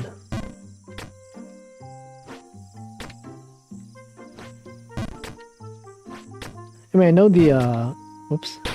the Internet Archive website has some Flash compatibility JavaScript that it loads. Like if you're browsing a really old site that uses Flash, some of it probably will still work if you use the Wayback Internet Archive. Oh, it's in Vue. I don't know Vue. It's just like a... I kind of know a bit of React, but I've never used Vue myself. What is my preferred stack for building web apps? I'm not really a front-end engineer, so the stuff that I use is very non-standard. Like for the Granblue Raid Finder website, I use Scala JS because I'm primarily a Scala developer at work, and so I just use that. That's probably not a good idea because the code was really bloated, and but I mean it worked, so whatever works. And then I had some projects where I wrote them in OCaml. So there's a language called ReasonML, but it used to be, well, now it's called Rescript. And a part of that, there's like a JavaScript compatibility layer called BuckleScript. And so I wrote an Animal Crossing town tune generator in OCaml, which was compiled to JavaScript using BuckleScript. That was one of the frameworks I used. It's pretty nice. I had another website where I used Elm. If you guys know Elm, it's like a... It's kind of like ML syntax, but there's a... It has its own architecture. So I wrote some sites using Elm. I've tried using React Native. There's a React Native Web, which allows you to render both native apps and also web applications. And so I tried writing a website in that too. Now if I had to choose, I would probably use like, I don't know, there's a framework called Svelte. SVELTE. And also, there's something called Solid.js, I think, is an alternative to React. So I haven't really used them myself, but if I were to make one, I'd probably try one of those. Otherwise, I'd probably just use React. Just because it's like the standard that everyone seems to be using. It's probably like a really specific conversation that like 1 or 2 people will understand. Everyone's just like, I don't know what he's talking about. I'm just gonna watch him jump and fall and fail.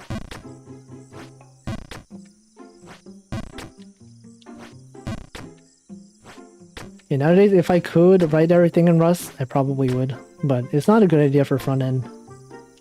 Especially for like web applications. Like WebAssembly is still really new. Oh.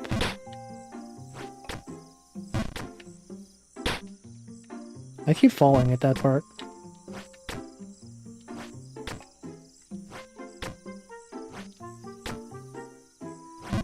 Whoa. I feel like if you're like learning JavaScript front-end frameworks, it changes every few months. Like a year ago, people were using like, I don't know, whatever, Webpack, there was like Gulp, there's like Grunt, there's all these random frameworks for bundling your applications. Some people use Rollup. And like nowadays, half of those things are dead. Everyone just uses like Webpack. There's something called, I forget what it was called. Vite.js is a thing. There's a build tool called like Rome that people use also. There's also Parcel. I don't know. The JavaScript framework is kind of like a mess. Writing a web service mobile app entirely in Kotlin. How did I pick such relatively obscure languages over PHP, C# or Java?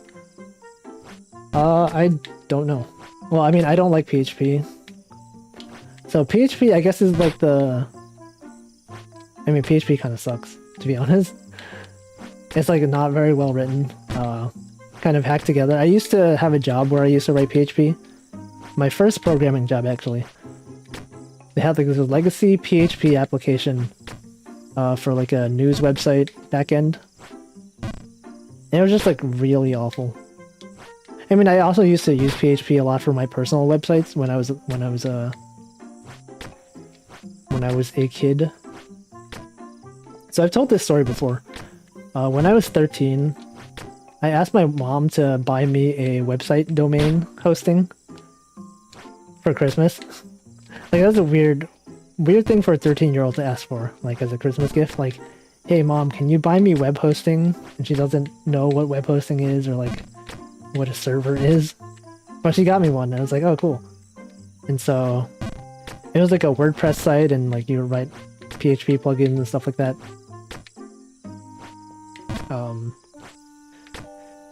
But yeah, I did a bunch of PHP programming, and then once I learned other languages, I found out PHP actually really sucks. It's like not good at all. And then I learned Java in college as part of like a college class. I guess it should be pretty obvious. But yeah, I don't know. It's like Java's really verbose. And so Scala is actually JVM based. So you can have a lot of interoperability with Java code. So at my workplace, we do have to deal with Java sometimes. Like we had a monolithic Java application for REST API. And then we were migrating it to Scala microservices. And sometimes we still have to deal with the legacy Java monolith app. So yeah, and instead of like C Sharp, I don't know. I've never used anything in the .NET ecosystem, so I'm not sure. A lot of times I'll just like learn languages because it's fun to see how they implement stuff. The reason why I learned Scala in the first place was because when I was in college, we had a course where we did distributed like cloud computing and stuff like that, and they had us use Java for one of them because Hadoop, I think by default uses Java, and I was like, I don't really want to use Java. And I saw Twitter had this thing called Scalding, which was written in Scala. And I asked my professor if I could like learn Scala and write my thing in Scala, and he was like, alright, sure. And then so, since I was interested in learning functional programming, I was just like, I know Scala is like object-oriented and functional, and so I didn't want to like rely on doing things in a imperative manner. So then I just learned Haskell, because that's a language that you use, that's like the functional language, right, that people talk about.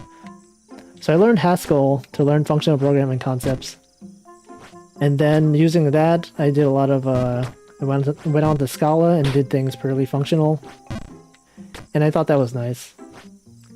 And then like languages like OCaml, it's like very similar to Haskell, so that's something. I also just don't really like JavaScript because it's like, I don't know, just like back when you used to use jQuery a lot. This is like a huge like rant, right? I don't know where I'm going with this, but I can talk about this for like hours probably, and probably like 2 people would understand. But yeah, JavaScript, I don't like JavaScript. There's a TypeScript that's a bit better.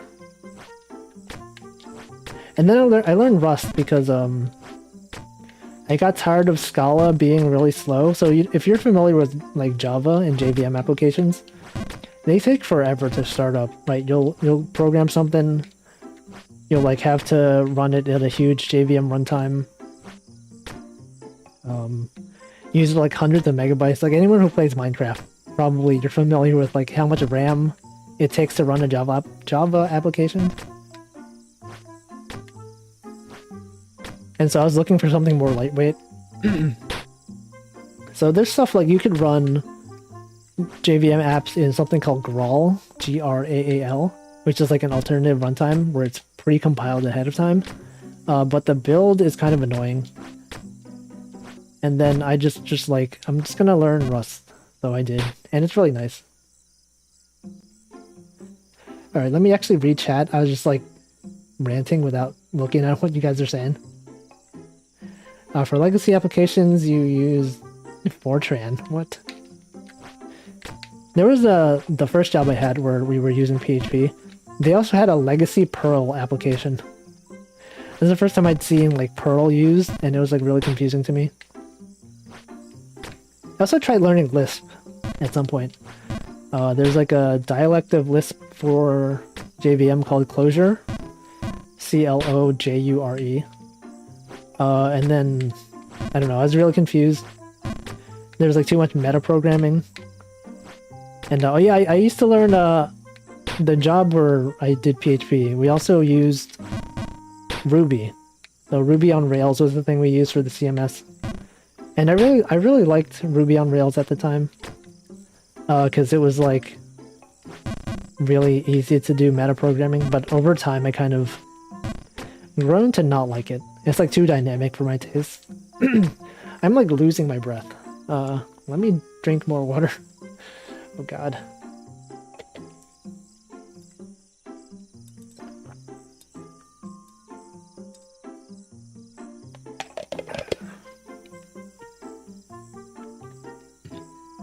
Yeah, PHP since 7 is pretty good. There's actually community standards. I'm assuming like Facebook probably has something to do with that, right? Doesn't Facebook have their own PHP implementation?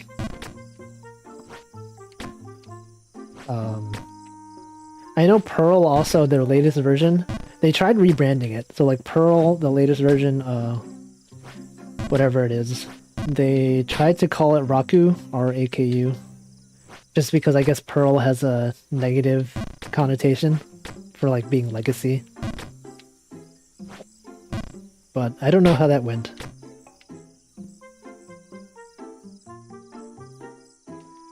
Yeah, Haskell has a huge learning curve. But after you get it, it's like really cool. Like, I guess it's a lot of people don't tend to use it in production code because the way it does lazy evaluation is not really good performance-wise. And a lot of people who use Haskell for like high performance stuff, they usually use a strict mode. So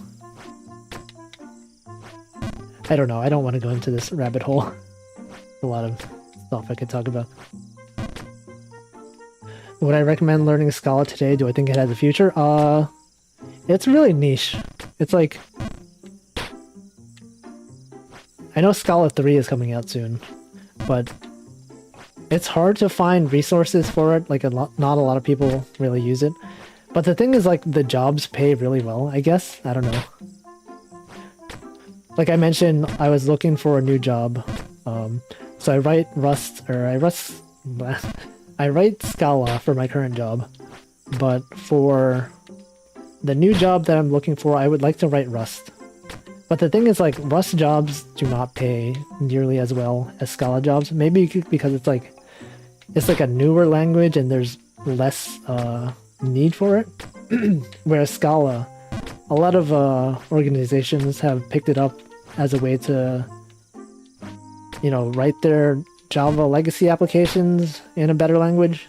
And so it's really hard to find qualified Scala developers, which is something our workplace is having an issue with. Like people who are leaving, and then a lot of the candidates we interview don't really know Scala too well. A lot of the times we're just like, well, if someone knows Java well enough, we can probably train them to use Scala, but then they're not familiar with the functional concepts, and it takes a long time to ramp up. But I don't know if I would necessarily recommend learning Scala, like now. There's probably better languages. Probably Kotlin is more, like, widely used as far as, like, JVM languages go. JavaScript used to be memed on, but with TypeScript and Lodash is pretty nice. Yeah, but it's like, I don't know, with TypeScript is definitely better than JavaScript. Like, it's a lot more safe, but you still have to like deal with a lot of the weirdness of JavaScript, especially if you're like interoperating with languages that were just written in JavaScript. I have a few cases where like I would try to write something using a TypeScript library, and then like that depends on a JavaScript thing that was written without TypeScript support. So you have to like depend on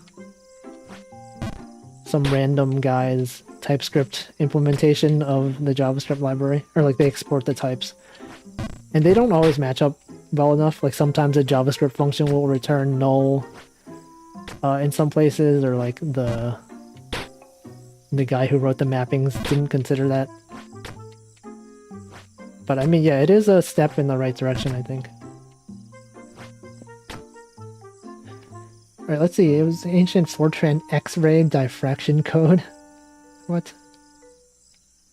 For college, I used to use MATLAB. If you guys are familiar with engineering, where they force you to use MATLAB for plotting graphs and stuff like that. Haven't touched it in years, though. Yeah, lazy evaluation is Haskell's foot gun.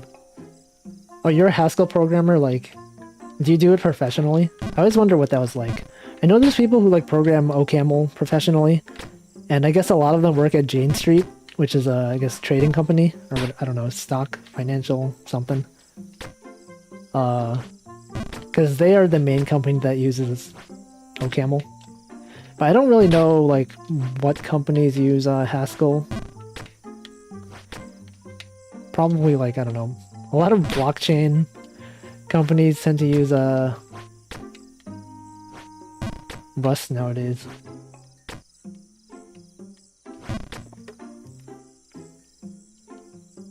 Yeah, Kotlin. Yeah, I like OCaml. It's just like the libraries are not as well developed, I think, compared to more mainstream languages. Like sometimes I'll just want to do something async, and trying to find out how to do that is like really hard. Like also they don't have like multi-threading, or like not multi-threading, multi-core OCaml is not a thing yet. Which is a bit weird to me considering how long the language has been out. But the thing I like about OCaml is its error system. So like kind of like with Java checked exceptions, but nicer. Like everyone hates checked exceptions in Java. You have to like annotate the return type everywhere.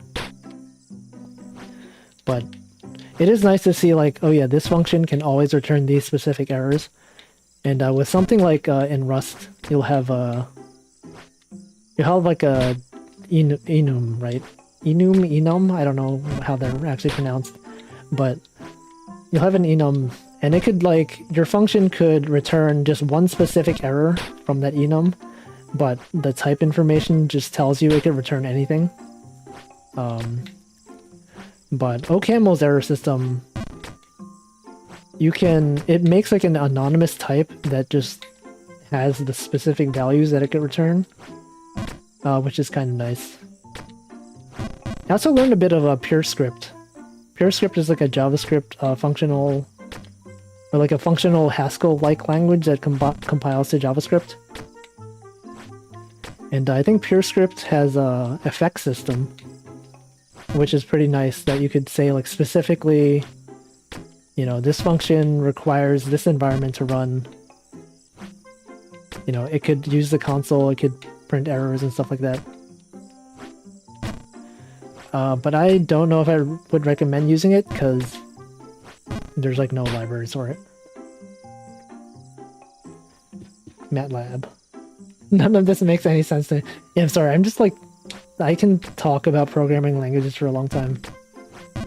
And then like no one will understand it. I made a joke on Twitter about how I feel like there's a market for VTubers who talk about like programming and like technology stuff like this, and like there would be very few people who would understand what they're talking about, but the kind of people that would understand probably get paid like a lot for doing software development and probably have a lot of money to spend on super chats. But I don't know, maybe we'll see something like that, hopefully. That'd be cool. Yeah, multi-core is hard in OCaml because of the garbage collector. Yeah, I haven't kept up with it, but aren't they like doing good progress on adding multi-core support? Oh yeah, I tried Elixir too. That's like based on Erlang and its error handling. I tried it and I found it a bit weird. I don't know, it's like it's kind of like dynamic. Everything's like message passing.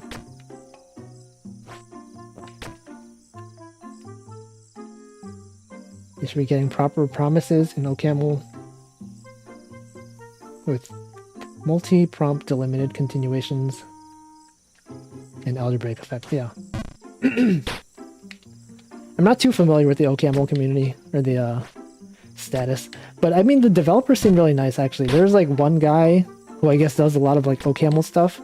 When I wrote my OCaml JavaScript application, the Animal Crossing town tune generator, like I don't know if it got posted on like the OCaml Discord or something, but I got a bunch of people liking it, and this one guy contributed a bunch of different fixes, and then he never came back. But I also never updated the project again because it didn't really need updates. Yeah, Erlang. Yeah, Erlang, the way Erlang is designed is that, like, you have, like, actors that can fail, and, I guess the recommended way of doing it is just like, sorry, to just have different things fail all the time. But it's like transparent because you have like retries and things like that. Yeah. I tried Python. When I was in college, we had a course where we did Python like physics simulations. And so that was my brief experience with Python. This was back before like Python really had any sort of like proper package management. Package manager. I don't know if it does even still. Like back then you had to like install the libraries manually. Nowadays, like, I don't know, people use like requirements.txt, but like sometimes people use like pip virtual end or whatever. I don't know, I don't really understand it. But I'm not really a huge fan of Python. I know like it's used a lot in data science because a lot of the Python libraries are written in, or a lot of data science libraries are written in Python. Well, they're written in C, and then they have Python wrappers. I don't know why I'm talking about this.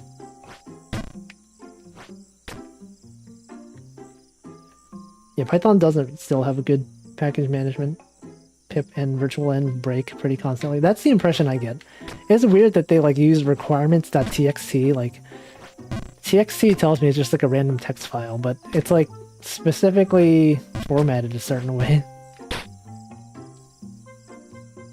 Not that Cabal Haskell is much. Doesn't Haskell use a stack now? Stack is a... I don't know. That's one of the things I've heard. When I first started using Haskell, it was like Cabal. And then like people started using stack.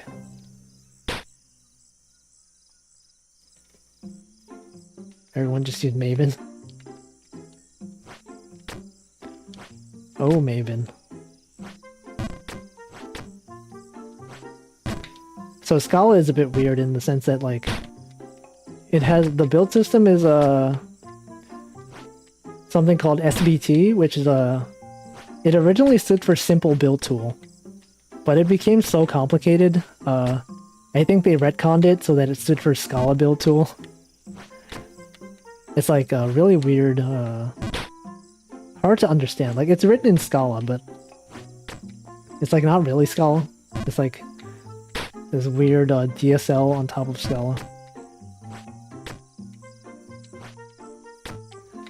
Stack isn't really suited for non-corporate work. Oh. Yeah, I don't really know much about it.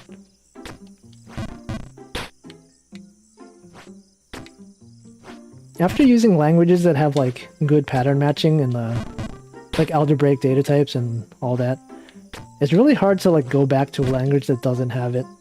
Like every time I have to use JavaScript and like I have to match on like string literals, I just feel pain.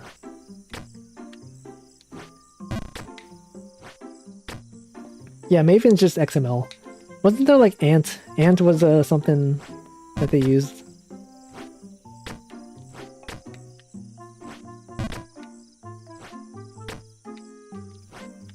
There's also I tried using... I forget what the language is called. It started with an N, I think. Or maybe not, I don't know. I don't know, I've tried a lot of different languages. And then over time I just know that the ones that I like are Rust and Scala and OCaml.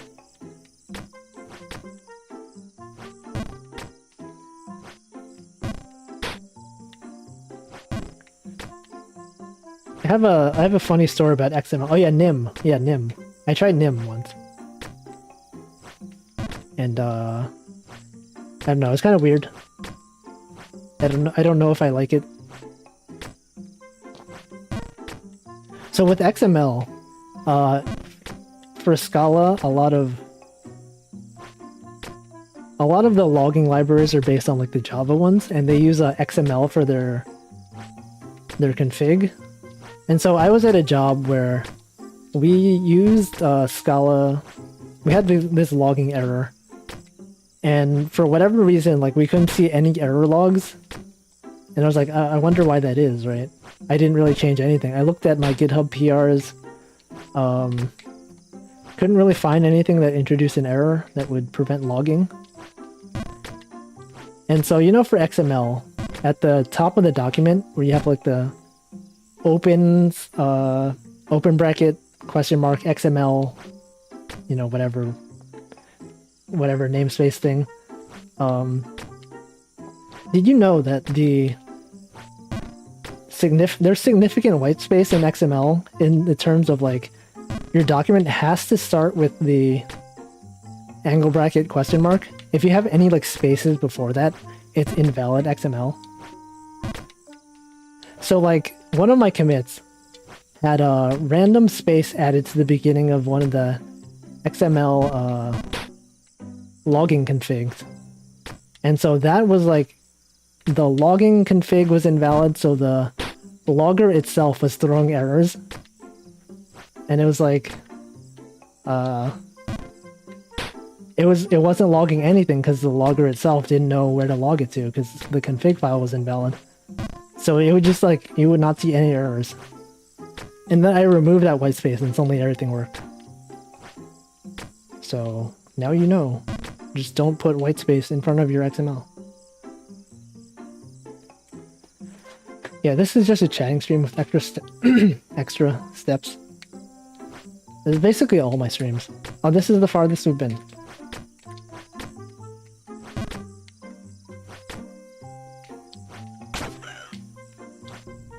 Oh, look at that. This is we're programming. Look at that. Oh man. We did it. We made it to the other screen. And now we fall down. That's fine. To answer your question from ages back, I don't program Haskell professionally, but use it to generate data. Yeah. Yeah, I know there's, what is it? There's like parser generators. Or, what is it called? There's a term for, I don't know, was it parser generators? Yeah, I don't know, but yeah, it's good for parsing and generating data. They pretend that XML can be streamed. Oh. Well, alright, we're back at the beginning, but that's the farthest we've made it, so that's pretty good.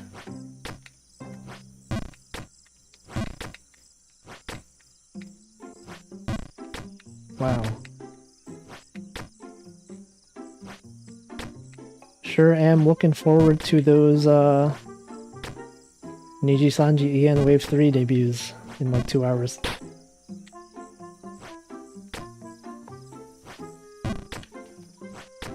I probably missed like 1,000 tweets because they're all like super active on Twitter.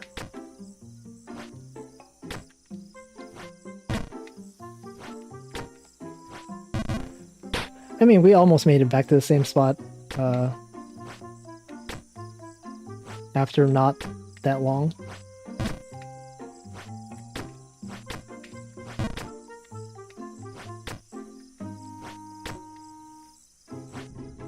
Look, we're back here again. Oh, that's pretty fast.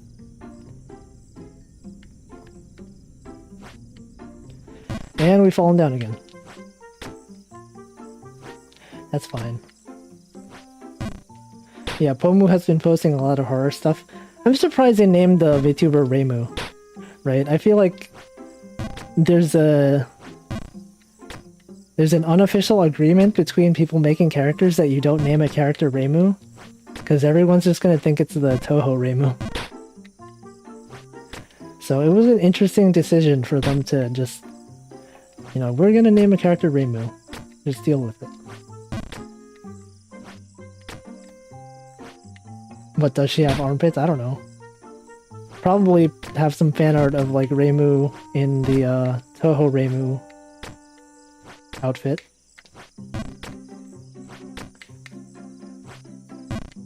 It's like naming character Mario. Yeah, but like Mario is like a It's just the common Italian name. Right, if you had like a character in like Grand Theft Auto named Mario, not a big deal. But like Reimu is like, it's uncommon. So I wonder if like people are just gonna call her like some nickname that's not entirely Reimu. Like every time someone's like a fan of both Toho and like VTubers, they're gonna have to say like Reimu parentheses VTuber. Not Toho. I also saw a tweet from someone who's like, oh yeah, well they chose the name Reimu, but probably it's like different kanji, right? And then he looked that up and apparently it's the same kanji as Toho Reimu. I don't know if that's true, but like, that's what I've heard.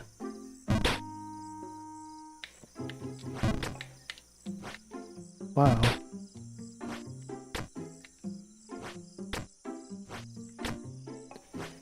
But yeah, I wonder how their debuts are gonna go. You need a Marisa VTuber.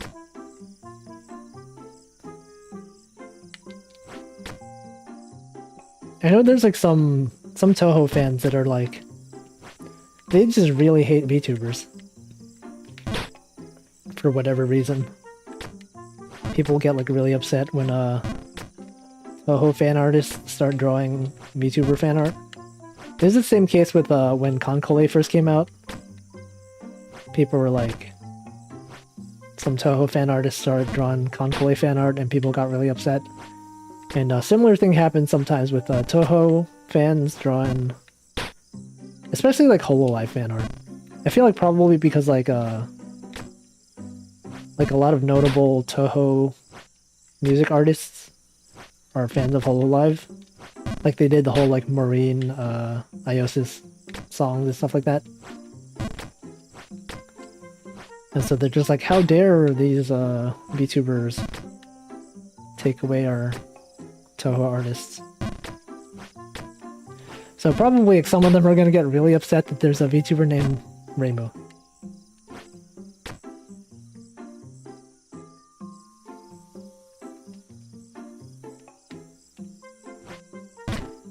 Yeah, I don't know, but we'll see how that goes.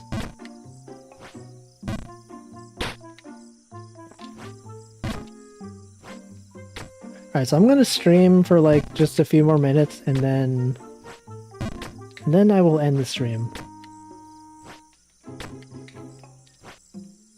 Maybe I can make it back up there before I end.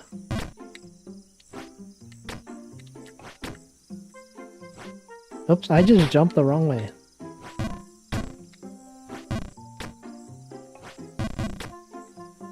I want to know how you establish your drawing style. I don't know, I just made it up. I don't know. It's like, if you look at my old art from, like, 10 years ago, there's, like, some similarities. But, wow, what did I do? Okay, I just failed. There's some similarities, but I kind of just made it up as I was going along.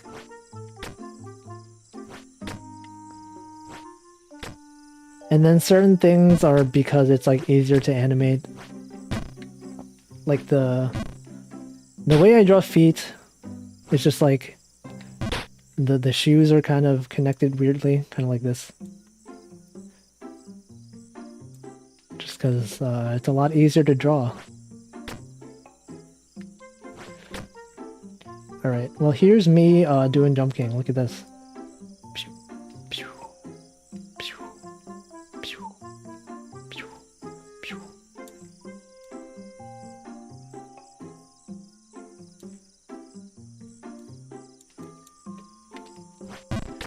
Wow, I'm real good at this game.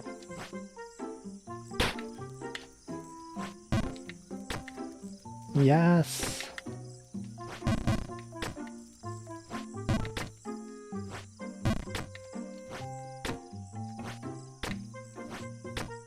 See, that's the Mario hat that I'm wearing. It gives me the jump bonus.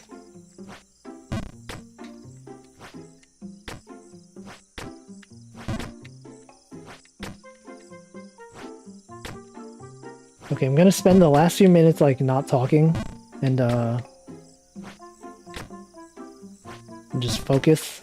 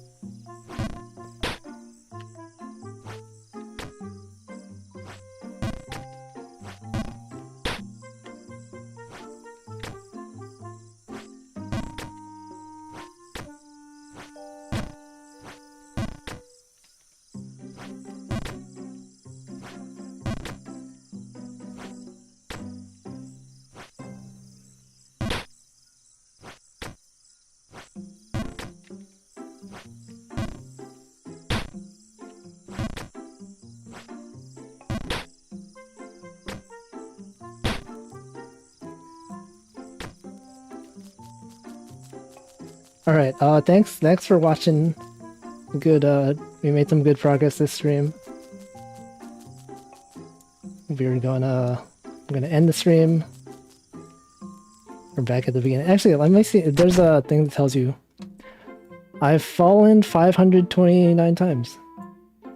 That's pretty good. But we'll get them next time, maybe. My voice is like so sore right now for some reason.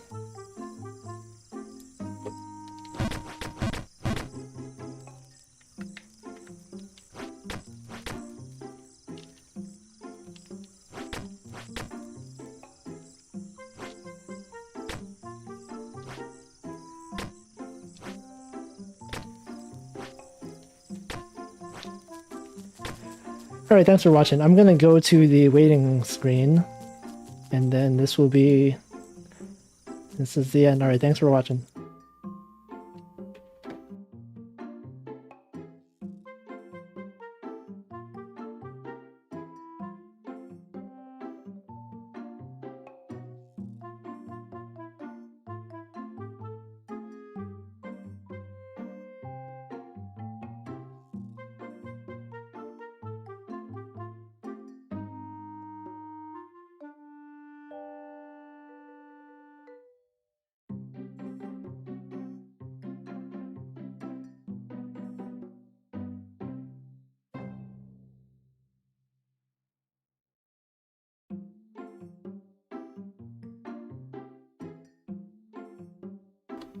Alright, this is the secret ending. Goodbye. This is me talking for something.